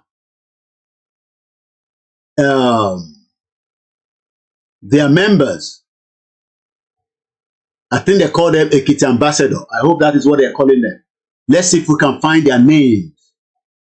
No, these are just ambassadors representing the state. Let's look for executive council. I think that should be the way we will find the people that we need. Mukibugomo Yoruba. Now, let's dive into questions of some of these. These are the faces of Yorubas. Tiwon Tako Yoruba nation. So when people come out and say, no, I think about Yoruba nation. No, we want Yoruba nation, but all these representatives, the ones that you're looking at their faces on the screen right now, these are the enemies of Yorubas. These are the ones that want to keep a political criminal country called Nigeria using a fraudulent constitution and continue to deceive ourselves that we are Nigerians. When Ekiti State can be a Yoruba state that would then be able to operate under a Yoruba government. So let's start with the new governor. His name is Biodun Abayomi Oyebanji. Is the current governor. Like I said, most of them, I always like to give every one of us long life. So I give this governor another 60 years. So, the governor is not back pay whatever his age now. Let's go and look for the age of this governor. This governor was born in 1967, 7 years, which was during the Biafra War. So these are the children that were born during the Biafra War. During the time that Nigeria was going through that criminal activities of the West, interference in the many activities that we thought there was a country. So he was born on the 21st of December 1967. He is only 56 years old. So if I add another 50 years to his age, he will be 106 years. But after he died, Yoruba will still be existing. Why then are they allowing us to remain Nigerians, knowing fully well that he himself knows history, that there is nothing called Nigeria? But because we have Yoruba people that continue to live in denial, that they have a governor, they have a government that is working and trying their best to make life better for them in a fraudulent country like Nigeria. Let's go after the deputy, Chief Monisade Christina Afuye. She's the deputy governor of Ekiti State. Again, another Yoruba woman. But for the fact that we would think that they are Yorubas, but in the long run, they are not fully blood Yoruba because we're begging Yoruba nation for wáyé. So when we are saying Moki Alaja Irat Adeyeye, many of you might not know her, but if you look at this image that I'm going to show us quickly, she's one out of the 2 women that went with us to number 10 Downing Street, and she's the one to your right-hand side of the screen. That is a beautiful mother, a strong, dedicated Yoruba woman to your right-hand side of the screen, next to Bedu magazine, Mukiawa Alaja Irat. So let's quickly go back because of my time, because this program comes to an end at exactly 10:30. And we're already an hour, 11 minutes into the program. So let me push it quickly. So when we talk about Yoruba country, let's ask Biodun Abayomi Oyebanji, what is your position on Yoruba having an independent country? Because if you come out and say you are a Yoruba man and you want a Yoruba country, you automatically become a member of a system that is about to work. But are they going to do that? Is this governor going to come out and defend a Yoruba country?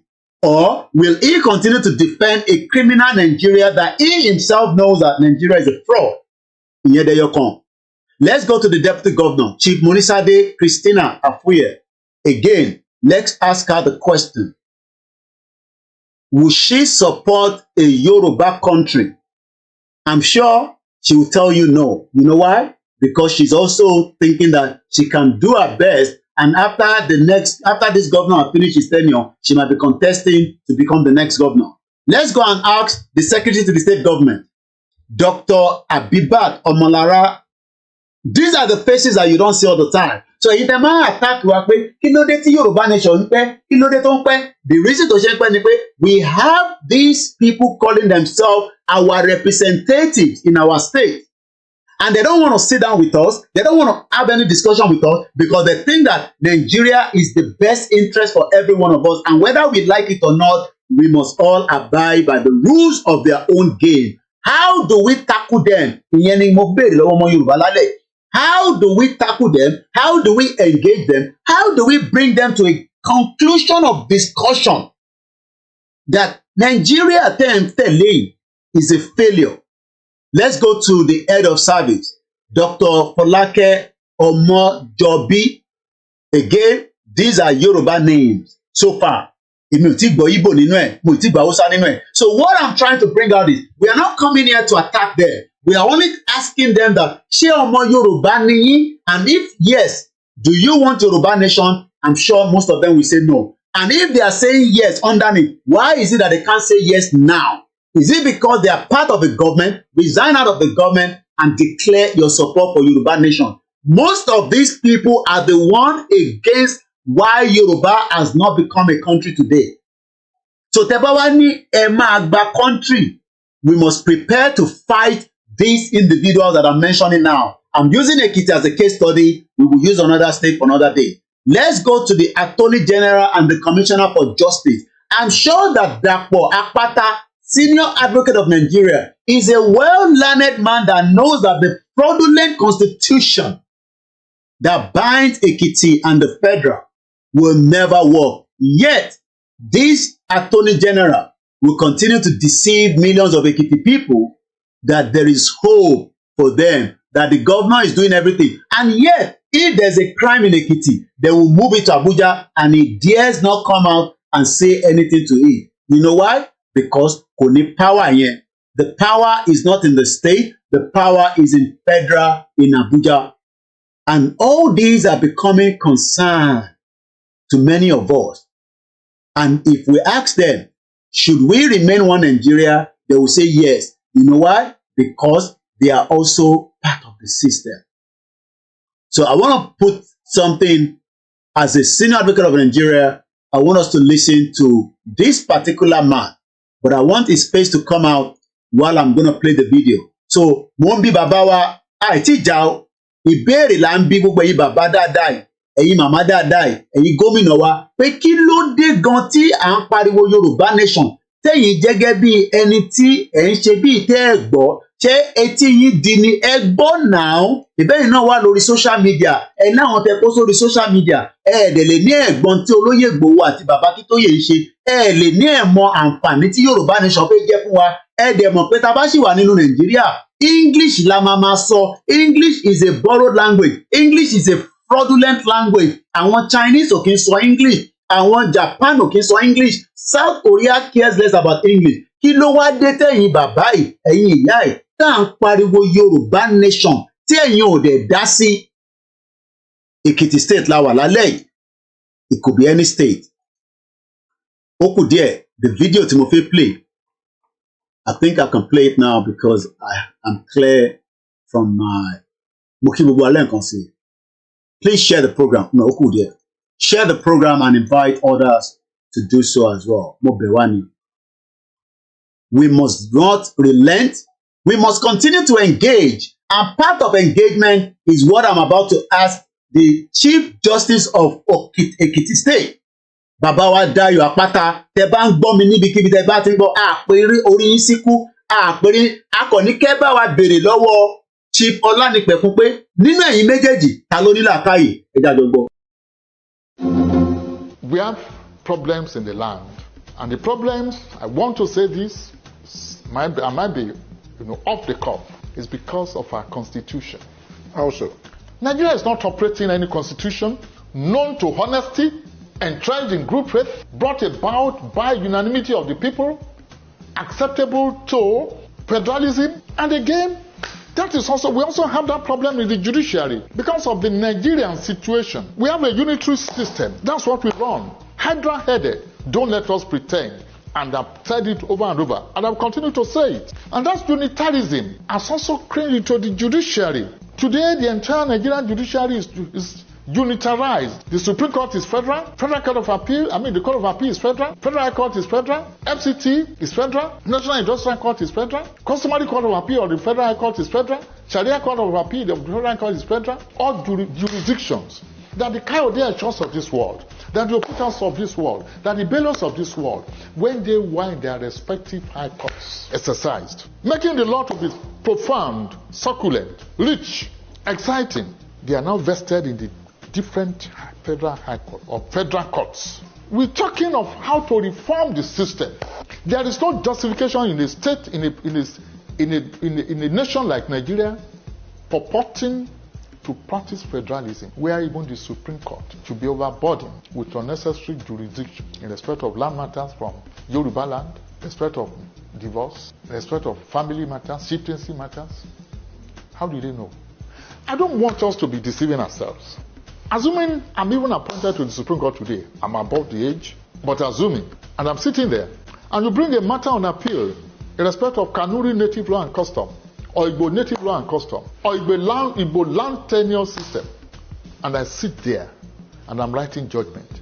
I'm a Yoruba man. What do I know about that? Those kind of cases to stop at the state, either Court of Appeal or Supreme Court. Go to the United States of America. Each state has its own Supreme Court. We are running into trouble. We are inching there, and time is not in our favor. And I'm not tickled by what the National Assembly is doing. They are not being fair to themselves. They are not being fair to us. They claim to be amending the Constitution. What are they amending? And I want to repeat it. Do you amend something that is not amendable? When you want to amend the Constitution, by the way, Lati, where do you start? You start from the preamble. With the people? Oh yes, they have to amend it. Why are they running away from it? If they cannot amend the preamble, if the preamble is not amendable, then it means the Constitution is not amendable. Come on. They have to start from it. Do you start reading your letter from the back page? Do you? No, they have to start from the preamble. That means the preamble is fake. We the people, who are the we? When did we meet? And why can't we do it? I've studied the constitutions of the world. And I say this also with every sense of humility. There is no constitution that is near as fake, near as deceitful, near as make-believe in nature and in content as the constitution as what we call the Constitution of the Federal Republic of Nigeria 1999 as amended.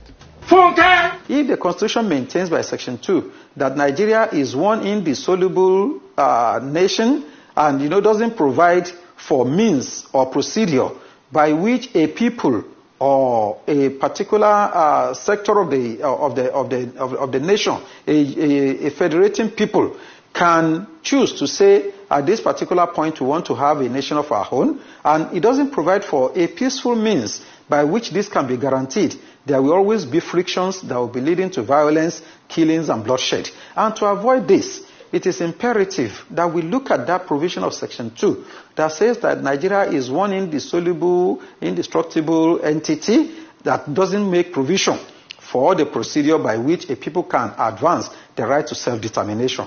There have been many occasions where, on so many occasions we hear from the Arewa People's Congress or whatever agitating that yes, if Nigeria cannot work, they want to go on their own. The Biafra agitators are there. We have the Odua nation and what have you.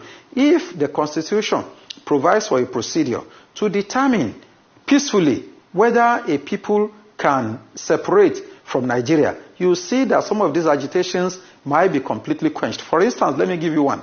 Tomorrow now, if we provide for referendum or plebiscite, these are political procedures for determining whether a nation or a nation in a country, because I want to take the definition of a nation here to mean the ethnic nationalities, maybe the Yoruba nation, the Igbo nation, the Arewa nation, or Ijo, Ibiobio, and what have you.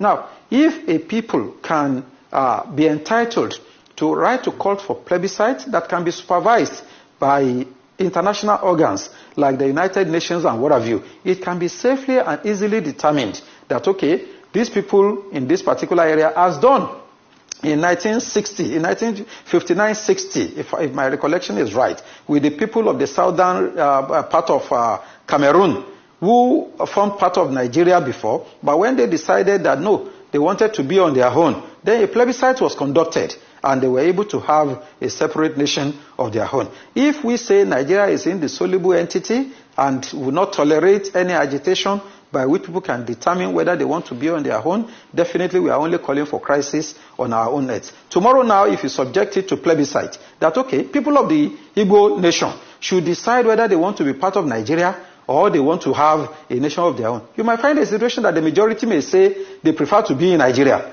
rather than having a Biafra. And that will silence the people who are agitating.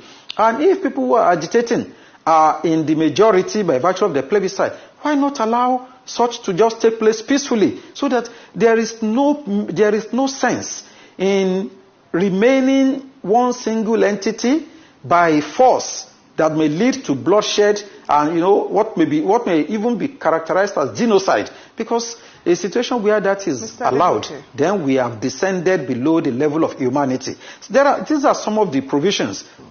Going to the political level, to some of the political angle that may require some intervention. President Tinubu needs to put his best foot forward to govern the country. If he does that, in 4 years, he can turn things around. But there are certain critical things he would need to do. The first thing is to say, what's the Constitution? If, for instance, me and my wife Lillian don't agree in our marriage of 45 years, then we can't do anything. So the first thing that President Tinubu would need to do is to ensure that Nigerians all agree to be one country. You recall that Bola Ige asked those two questions. Do we want to be one? It's not by force. If we want to be one, how? We haven't answered those questions, which is why I told President Akpabio of the Senate that it has taken 23 years to solve the problem of the Constitution. And I urged him, in conjunction with President Tinubu, to resolve the Nigerian constitutional question now by inviting the owners of Nigeria. The owners of Nigeria, mark you, were those who owned Nigeria before Lugard brought his amalgamation in 1914. Call them in. These are the people who own the country, and ask them questions. What do you want to see of the Constitution? Because without a Constitution, we're going nowhere. And no one will doubt the fact that the constitution bequeathed by the military in 1999 is unsatisfactory. You can't build anything out of a weak foundation. The economic development policy of President Tinubu, the political development policy of President Tinubu, and everything else he wants to do rests on a very solid foundation. So let him immediately resolve that. How can we spend 23 years looking for a foundation for building a house? Does that make sense to anybody? So that's my number one issue. We need to resolve this issue of, do we want to be one? And mark you, the flip side of the question is that we mustn't be one, because Yugoslavia, which was 6 countries under Marshal Tito, when he died, decided to break apart. And today, a lot of them are very strong countries: Macedonia, Croatia, Slovenia, Slovakia. They're all doing well. So there is no sacrosanctity about Nigeria being one country. There's none. I personally would wish for Nigeria to be one country, but we must agree. Now that is the problem.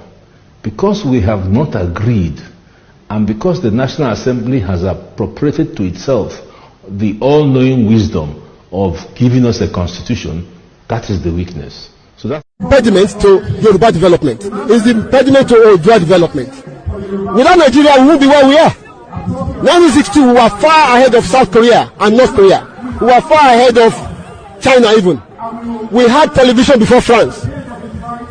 We had radio before South Africa. Now look at where we are today. I think it's a shame that even any Yoruba man can be talking about restructuring at this point in time. What are we restructuring? This country that is already shot to pieces? I don't think that's what we want. But they are always talking about giving Nigeria a chance. The patience of Yoruba with Nigeria has come to an end. And I welcome back into the program. Moshimberi, I'm still asking the question. What is our offense between us and our political allies?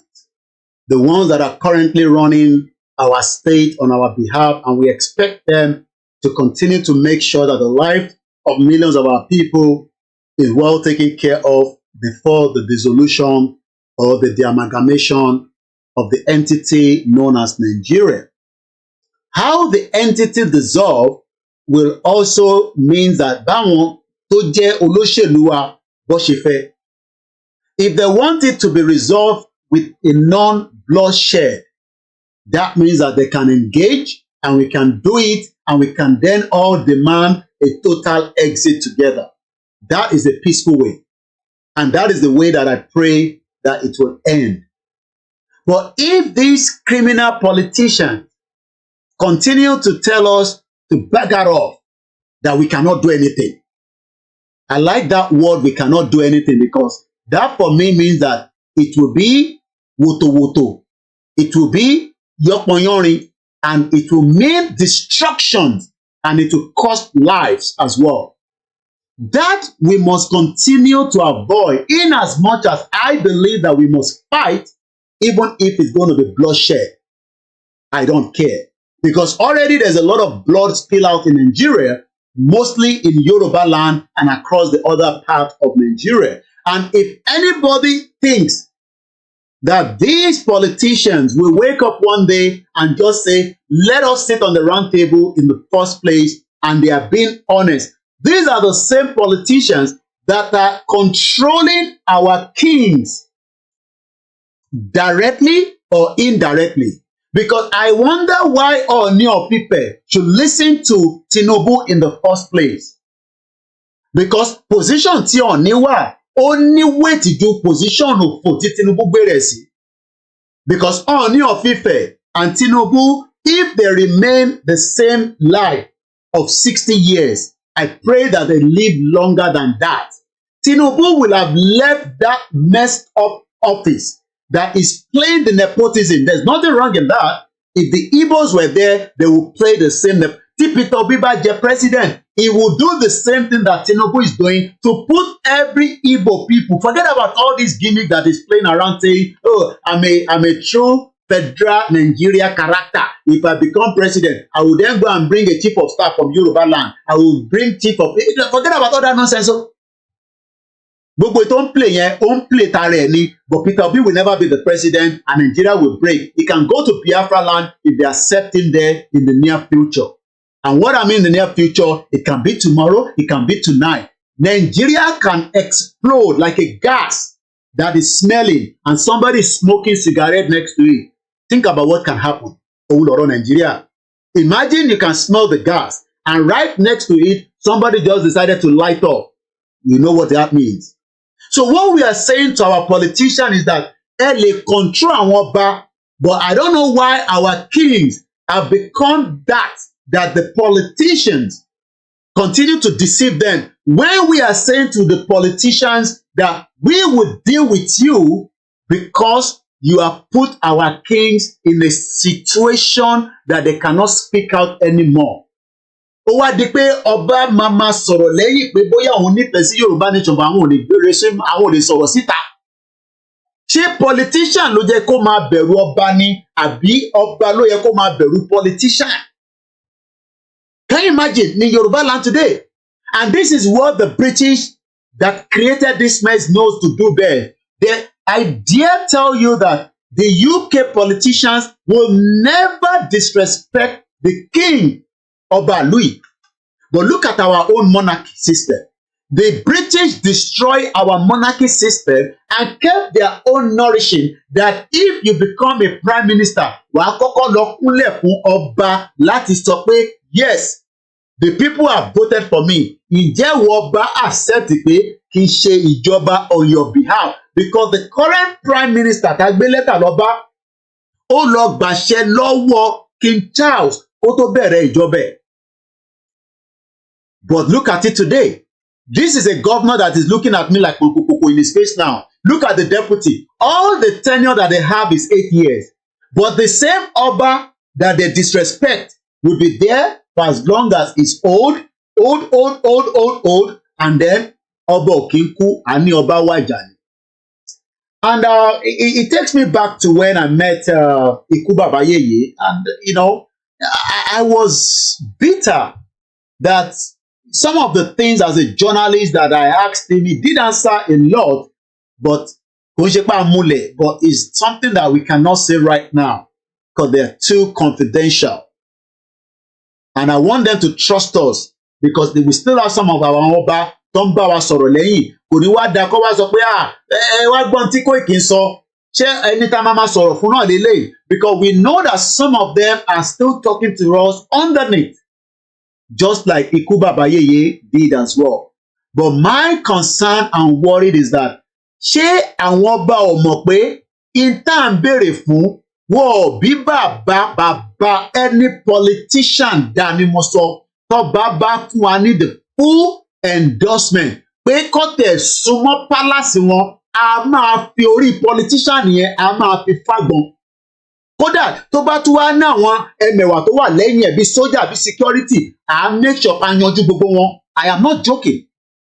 So èmi ò mọ kí ló ń bà wọ́n ba lẹ́rù tí wọ́n fi ń wà débi pé àwọn olóṣèlú wá ń tẹ́tì wọn. Ṣé olóṣèlú ti gbéyàwó kan fún yín tó ṣe kámẹ́rà tó fídíò yín nígbà tẹ́ ń ṣe jigijigi pẹ̀lú àwọn ọmọ yẹn ni?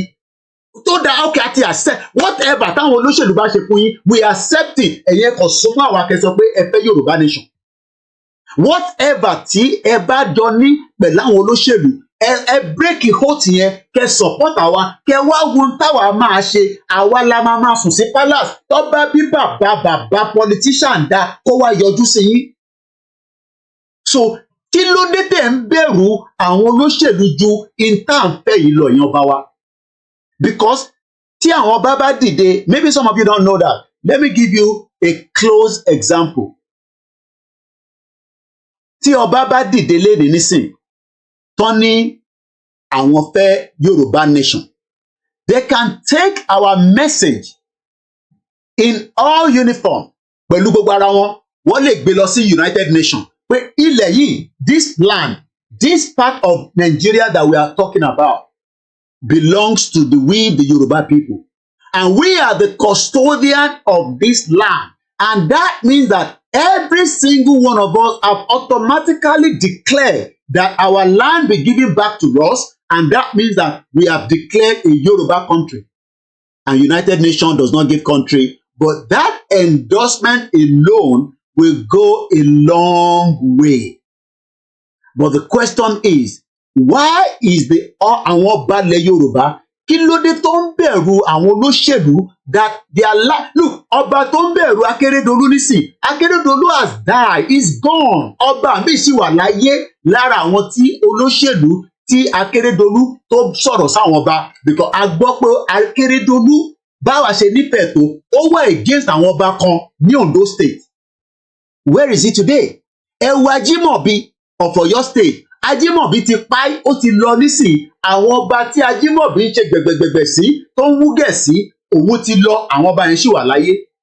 So kí ló dé téèyàn bá wá ń bẹ̀rù àwọn olóṣèlú? Whatever wọ́n gbówó fún yín, okay, àti accept is a normal thing in Nigeria. Okay, àti accept, àwa Yorùbá ti accept pé whatever tí àwọn ọba tó bá ṣe fún yín àbí tẹ́ ṣe fún wọn, we accept it, but ẹ̀yin darapọ̀ má wa kẹ wá wo ohun táwa máa ṣe pẹ̀lú àwọn olóṣèlú, because àwọn olóṣèlú tẹ̀yìn bẹ̀rù, èmi ò bẹ̀rù olóṣèlú because lórí burúkú náà they are born bastard. Kò sí kankan tó olóṣèlú kankan lè ṣe fáwa. Bí ṣe wà ní UK, kò sí kan tí any one of them lè ṣe. Kí ló wá dé tẹ̀yìn bá ń bẹ̀rù Tinubu? Ebi gan bẹ̀rù Tinubu bó ṣe wà yẹn, kan born bastard ní Tinubu. Àwọn ò bẹ̀rù Tinubu, kí ló dé tẹ̀yìn wá ń bẹ̀rù Tinubu? Kí ni ìmùlẹ̀ tó wà láàrin yín ẹ̀yin ọba pẹ̀lú àwọn olóṣèlú? Whatever it is, ẹ break ìhóòtì yẹn, kẹ́ padà sílé, kẹ́ padà sí the custodian part of who you are, because ẹ̀yin lẹ nílẹ̀. Àwọn Tinubu, gbogbo àwọn yẹn kọ́ ló nílẹ̀. Tinubu is only gonna be here for 60 years maximum. After 60 years, Tinubu máa bá tiẹ̀ lọ. Ẹ̀yin ọba ilẹ̀ Yorùbá, ẹ jẹ́ ká jọ gbé yẹ̀wò ọ̀rọ̀ tó ń bẹ nílẹ̀, ẹ jẹ́ ká jọ review ẹ̀. Kí ni reason tẹ́ ṣe wà against the Yoruba people at this junction? Ọọ̀ni of Ifẹ̀ lè sọ, ó lè pàṣẹ láti palace kó sọ fún King Charles pé gbogbo ohun tí ẹ ṣe sí Nàìjíríà, àwa Yorùbá ti yọra wa kúrò. Ọọ̀ni ò ní any reason láti communicate pẹ̀lú bomb bastard Sultan of Sokoto because ẹ mọ́ra rí, òyìnbó ló kó gbogbo àpapọ̀. Ẹ ní any reason láti communicate pẹ̀lú Obi of Anambra, Obi of Onitsha. We don't need any one of that. Ọọ̀ni pàṣẹ pé Yorùbá country ti dé, wọn ò bí bàbá ńlá pọ̀ rí. Anybody dání gbogbo àgbáyé kó wà against it.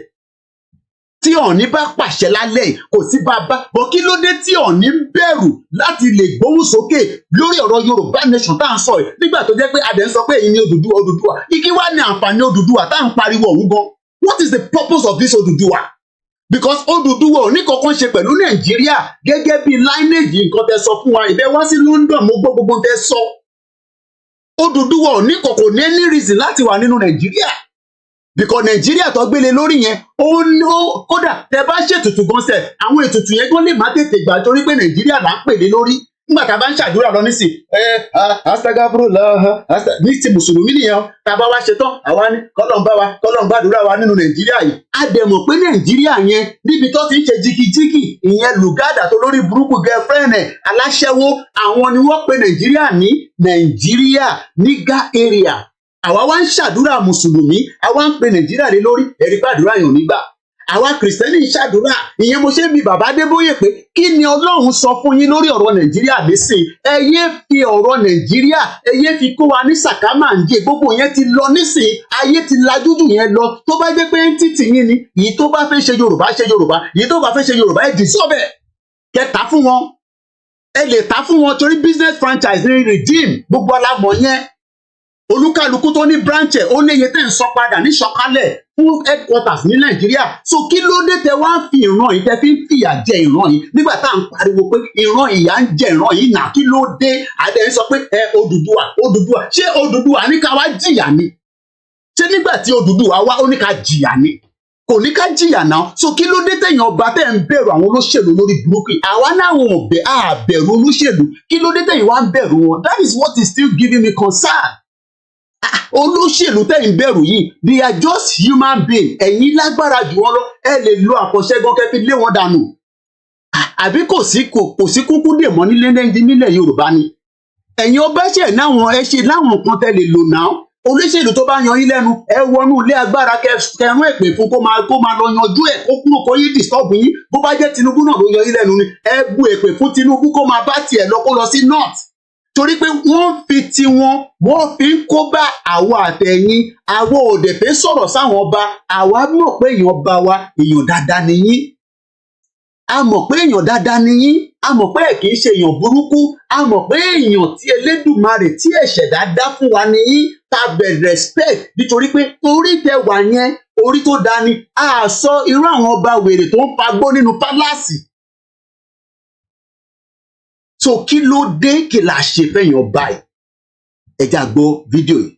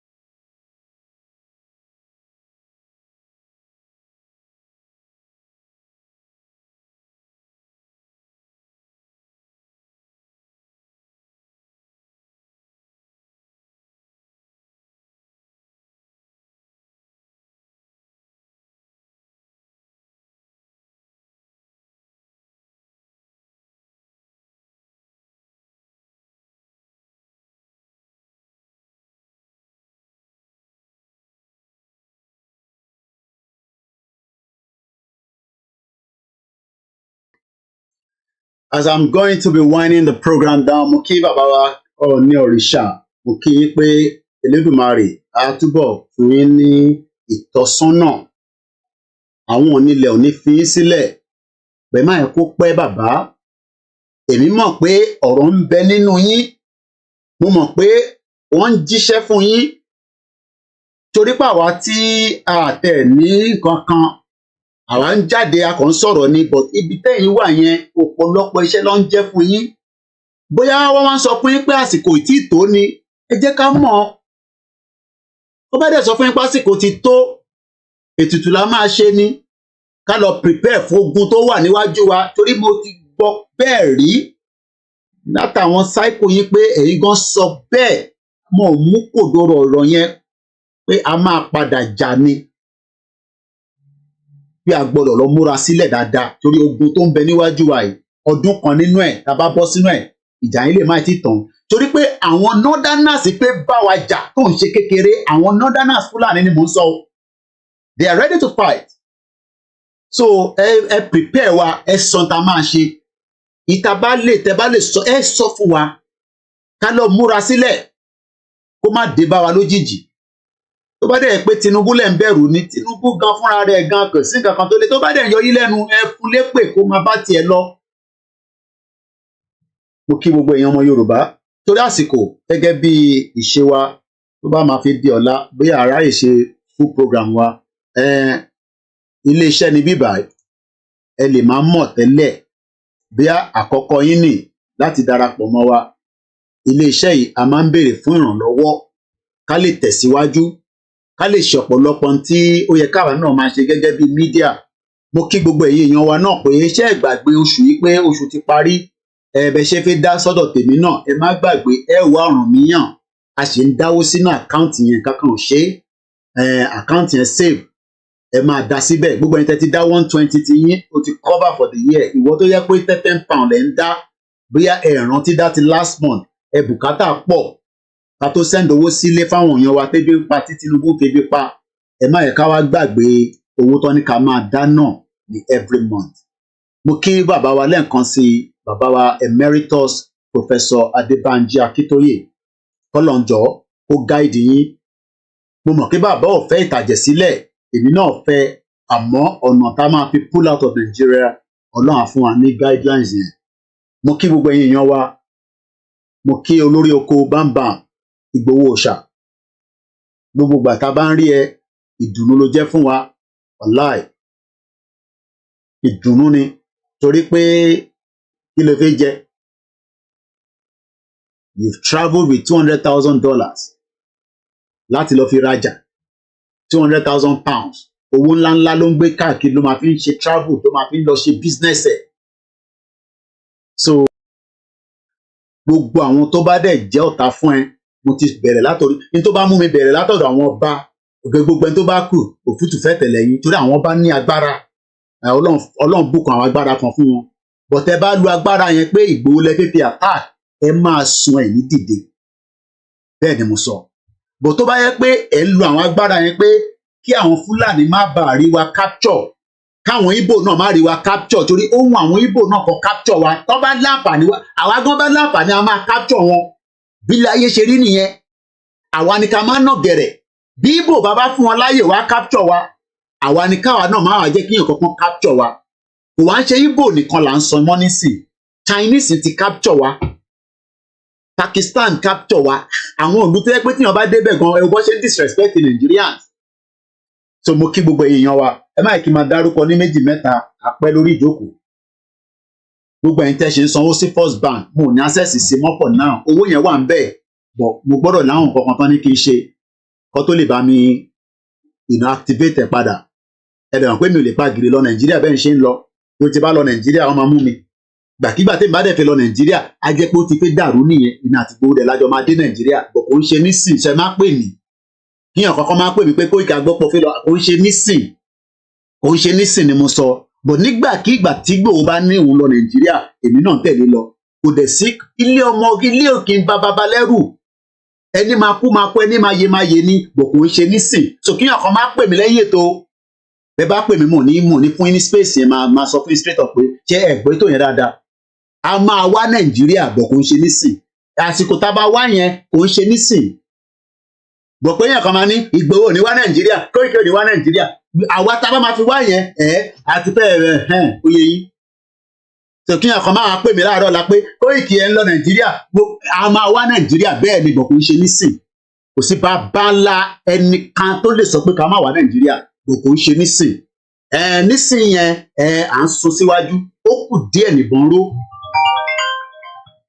Ìyàwó mi ti ń pè mí hello mo ti fẹ́ parí ẹ̀ so hello mo ti fẹ́ parí ẹ̀ ilẹ̀ ti ṣú lóòótọ́ náà. So anyway so bó ṣe jẹ́ ní èèyàn wa aago 10 àbọ̀ ti lù àníri jù bẹ́ẹ̀ lọ. Mo kí gbogbo ọmọ Yorùbá ẹni tó bá ń bínú sí wa ẹ̀kan bínú lásán ni sí nǹkan tẹ̀lé fi wá ṣe. Torí Jésù tẹ̀lé wa lẹ́yìn Muhammed tẹ̀lé wa lẹ́yìn gbogbo ẹ̀ làwa ń lò ẹ̀kọ́ máa ṣàṣìra yín ni. So gbogbo èèyàn mo kí yín o ń tẹ́ wa lórí Twitter kò ní bàjẹ́ fún yín mo kí yín mo dúpẹ́ pé ẹ̀ ń dúró tì wá. Mo kí ẹ wà látà olórí ẹbí mo kí gbogbo àwọn Koiki Media team ẹ ràn wá lọ́wọ́ iléeṣẹ́ ní bíbà oṣù ti dé àwa náà fi ń ná àwọn kankan tá a máa yan fáwọn ọmọ yẹn 20,000 30,000 kò ń ṣe owó tó pọ̀ là ń fún wọn.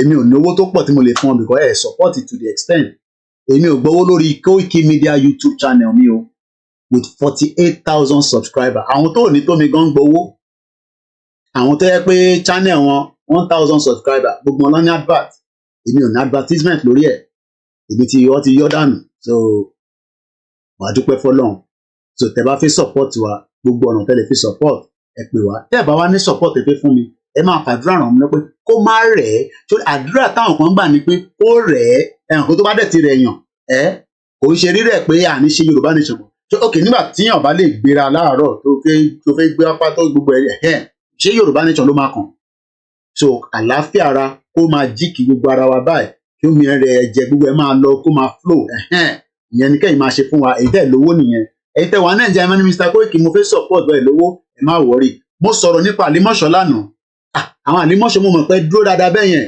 Alhaji Sharafa ni mò ń sọ Sharafa Alhaji Sharafa wọ́n dẹ̀ mọ̀ dáadáa because àjọ bẹ̀rẹ̀ Yorùbá nation ni kó tó di kódà pé wọ́n fi sẹ́yìn díẹ̀ bó dẹ̀ ṣe sọ lánàá kò ń ṣe dandan ni pé ẹni tó bá support Yorùbá nation tá bá gba country you are still a citizen of the country so ẹ̀yin àlímọ̀ṣọ́ kọ́ ni mò ń sọ pé ẹ̀ ṣe meeting mò ń question Alhaji Sharafa ni because he was on the program yesterday mo rí wọn lálẹ́ yìí àwọn kọ̀ọ̀kan bẹ́ẹ̀ náà wà bàbá kan náà wà ní Ọ̀ṣun state mo ní dárúkọ tiwọn so and like I said it is entirely up to anyone to support or not but one thing is tó bá mọ̀ pé òní bá wa ṣe ó bẹ́tà kó o sún sẹ́yìn ẹ lọ báwọn MC Olúọmọ kẹ báwọn Kókó Zaria àwọn kúkú ń jayé owó wà lọ́wọ́ wọn bò má wàá ṣe Yorùbá nation ó wá ní o fẹ́ gbà àṣírí tó bá fẹ́ gbà àṣírí ò lè gbà àṣírí kankan ọ̀dàlẹ̀ balẹ̀ kú ni o àwọ̀ inú agbẹ́ awo kọ́ la wà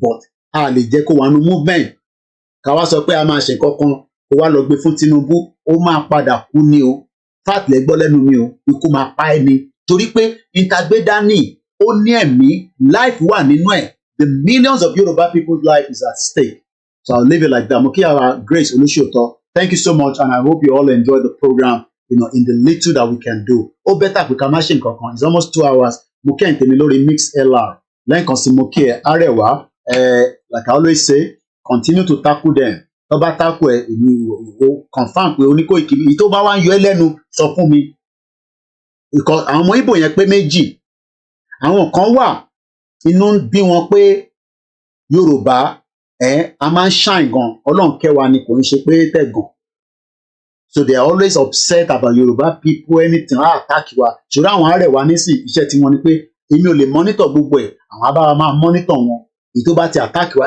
attack ẹ̀ padà ṣe wá rí tó bá ń ṣe Biafra tó bá attack wa ẹ sọ fún mi màá call wọn to order màá fẹjọ́ wọn sún Simon Ekpa because ní jẹ́ kó dájà lẹ̀ láàrin àwa tá fẹ́ self determination ṣe wá rí àwọn Yorùbá kan náà wà àwọn yẹn máa attack ẹ̀yin náà Yorùbá máa attack Yorùbá ẹ fi wọ́n sílẹ̀ wọ́n ti ní ká má bú wọn mọ́ but ní allow kẹ́yà kan kó disrespect Yorùbá ní disrespect àwọn obìnrin wa ní disrespect àwọn ọkùnrin wa so bó ṣe jẹ́ nìyẹn so mo kí gbogbo ẹ̀yin èèyàn wa náà gbogbo ẹ̀yin Àlímọ̀ṣọ́ mo gbé gbòòsà fún yín ẹ̀yin Agége gbogbo ẹ̀yin tẹ́ ẹ̀ ń bẹ̀rù pé ẹ fi ṣe meeting kò sẹ́ni kankan tó lè mú yín mo sọ bẹ́ẹ̀ Tinubu ò tó bẹ́ẹ̀ ó lè gbìyànjú pé òun fi ṣagbára gẹ́gẹ́gẹ́ ó máa dá wàhálà èṣù ló máa dálẹ̀ ni sùúrùtù gidi nítorí dẹ̀ máa ná Tinubu ó ń tẹ̀lé lẹ́yìn díẹ̀díẹ̀ báyìí àwọn máàlà yẹn máa padà ná wọ́n máa ná lẹ́gba so kọ́ lóun kó ṣàánú ẹ̀ àdúrà ká máa gbà fún ni pé kọ́ máa pa sórí ibi tó wà yẹn torí kò sí nǹkan tó lè ṣe òun náà dẹ̀ dúró òun náà ní babaláwo tó da tó sán dáadáa lọ́wọ́ ọlọ́run wà pẹ̀lú àmúkẹ́ dizima 1 2 3 just briefly because 6 minutes a máa parí program yẹn á jẹ́ 2 hours exactly so ẹni tí bá kọ̀ lè dárúkọ briefly náà ni Akin Games mo kí gbogbo èèyàn tí wọ́n ń wò tó yẹ pé àwọn comment mo kí ẹ̀wọ̀n èèyàn wa náà akéde mo kí yín ẹ máa bá wa lọ sórí Twitter bá wa tweet mo kí Sister Bukky mo kí Ògúndáre lórí Twitter space Ògúndáre Kúnlé mo kí yín gbogbo ẹ̀yin tẹ́ ti lọ náà tẹ́ ti ṣángbó lọ Ọlọ́run bá wa ṣọ́ yín padà ẹ̀yin tẹ́ ń sọ pé Koiki irọ́ ló ń pa at least àwa lọ sí number 10 Downing Street wọ́n rí èmi níbẹ̀ mo sọ fún yín pé èmi ò lè ṣiṣẹ́ ní number 10 Downing Street as a journalist kẹ má rí signal kékeré lẹ ṣì rí yẹn búlẹ̀tì kan la ṣe yìn àìtí yìn búlẹ̀tì tó kù tó wà lọ́wọ́ wa so ẹ máa prepare for the next bullet so Ìgbòho lẹ rí yẹn ẹ ṣáà rí mi náà ní number 10 Downing Street kí mo lè gbé Ìgbòho débẹ̀ náà so gbogbo á gbé Ìgbòho débẹ̀ Ìgbòho ṣá irú mọlẹ̀ wọ́n máa rántí ẹ̀ láéláé ni pé o dúró síwájú number 10 Downing Street kódà Joe Biden níjọ́ tó wá inú ẹ̀ ń dùn pé kó sáré ya picture Joe Biden máa lọ nísìn ìgbàláyé ẹ jẹ́ ká lò dáadáa àsìkò tá a wà yìí ẹ jẹ́ kí gbogbo wa ìwọ tó lówó má tún fẹnu bà Yorùbá nation jẹ́ ẹ̀ ń wá justice for Mohbad èmi náà ń wá justice for Mohbad bó ṣe a lè rí justice for Mohbad nínú Nàìjíríà justice for Bámiṣé sister wa mọ́mí wa aunty wa lọ́ọ̀yà tó pa ní December 2 years ago pẹ̀lú mi journalist yẹn Onífádé how many Yorùbá people ló ti pa so tabana wá justice ẹ wá ń tako Yorùbá nation àwọn kan máa ní Yorùbá nation yìí yẹn ó kù sí yín lọ́wọ́ so mo kí gbogbo àwọn medias wa tó ń work around the clock mo kí Yorùbá world media mo kí àwọn tó gbọ́ èdè wa but lẹ́ǹkan kan máa ní Koiki speak English is not my father's language so if I don't speak I speak if I speak I speak òyìnbó ńláńláńlá so mo kí Mr. Sunday 26 shout out to most of you ẹlòmíràn kọ́ wọlé bíbá yìí self determination ni mo kí gbogbo ẹ̀yin tẹ́ ń pè wá náà lẹ́yìn tẹ́ ń fàdúrà ràn wá lọ́wọ́ Koiki akíkanjú nìyẹn gbogbo wa náà lájọ ń ṣe bẹ́ẹ̀ mi ò bá ṣe ẹlòmíì máa ṣe mass b mo kí ẹ kúṣẹ́ takuntakun má jẹ́ kó sú ẹ tọ́ba àtàkẹ́ máa rántí pé wọ́n àtàkẹ́ olóyè Ìgbòho so yan ṣe new thing so normal ni ẹni tó bá ń ṣe dáadáa nínú ọ̀rẹ́ kọ́ máa attack ẹ tó bá wá fẹ́ support wa ẹ̀ ń wá àkáǹtì mi ní Opay ní kẹsànwó sí ẹ má san gbogbo owó tẹ̀sán sí First Bank ní sáà rí gbà jáde wọ́n ní mo ní láti ṣe update kan so I'm still going through that process but I will get it through so Opay mi 6104290167 mo kí Bishop Adesina mo kí Mr. Lukman Ọláìdé Don Kelvin Cookman mo kí Prince Ademola Igwe James good morning good afternoon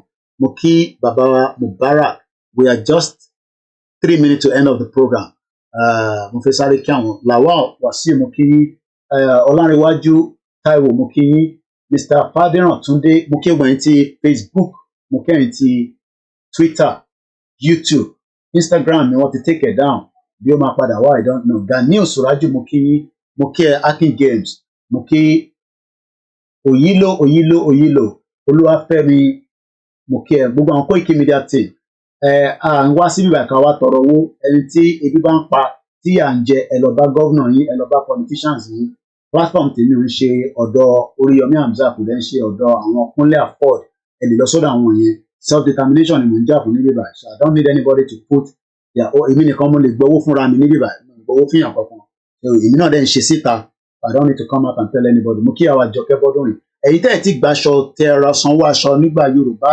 activities tá a ṣe gbogbo ilẹ̀ máa gbaṣọ I can assure you that Alájà Queen ti dé if there is a problem let me know òyìnbó ńláńlá I will resolve it as well so ẹni tó aṣọ bá táìtẹ̀ ẹ jẹ́ ká mọ̀ we are 2 minutes to the end of the program àrólé òdòdó mo kí brother mi mo kí grandma mo kí granddad mo kí gbogbo ẹ̀yin tẹ́ ń fàdúrà ràn wá mo kí multifaith mo kí Adéwálé Adéwàsíù mo kí John T. Emmanuel mo kí Pastor Moses mo kí Pastor Prophet Tibetan mo kí Prophet Mayowa mo kí Prophet Adébáyọ̀ mo kí Prophet Nasirullah mo kí gbogbo ẹ̀yin prophet yẹn tí Ọlọ́run ti fi wọn pé Nàìjíríà máa pín but ẹ̀ ń ṣẹ́nu kò ó yé wa I understand àyà yín já pé ìtàjẹ̀sílẹ̀ máa wà èmi mọ̀ pé ìtàjẹ̀sílẹ̀ máa wà wà ń bẹ Ọlọ́run pé kó má pọ̀ ní Ibrahim Akànjí mo kí yín wherever the platform you are watching me from mo kí gbogbo yín lẹ́ẹ̀kan sí èmi sì ní agbẹnusọ Olóyè Ìgbòho. I can confirm again tonight Oloye won't be traveling to Nigeria for any meeting with anybody. Oloye will stay in Germany with his wife and children, and that is where he will be, and is not in any rush to go to Nigeria. And on that note, a very good morning, good evening, good night. Yami Comfort Adele Yamuki Moken Temilori WD backup channel. Titilayo Shaw Moki Bubule and Tony Ages. Ẹ má gbàgbé, ẹ support wa o, and remember to share the program. If you're out,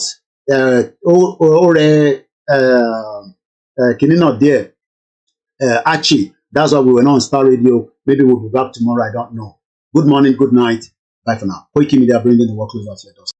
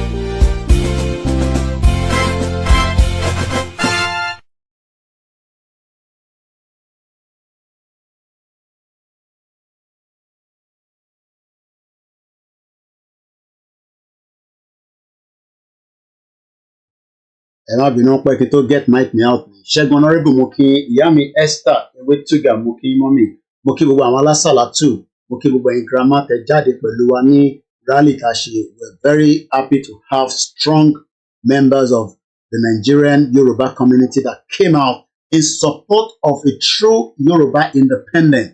Ìyẹn ò ní pé àwọn tájọ́ ń ṣe Nàìjíríà à ń bá wọn jà ní UK, no. A kàn sọ fún àwọn tó jẹ́ ọmọ Yorùbá tó jẹ́ Nàìjíríà pé ẹ support this vision and mission. That is the most important. And it is there, Lord.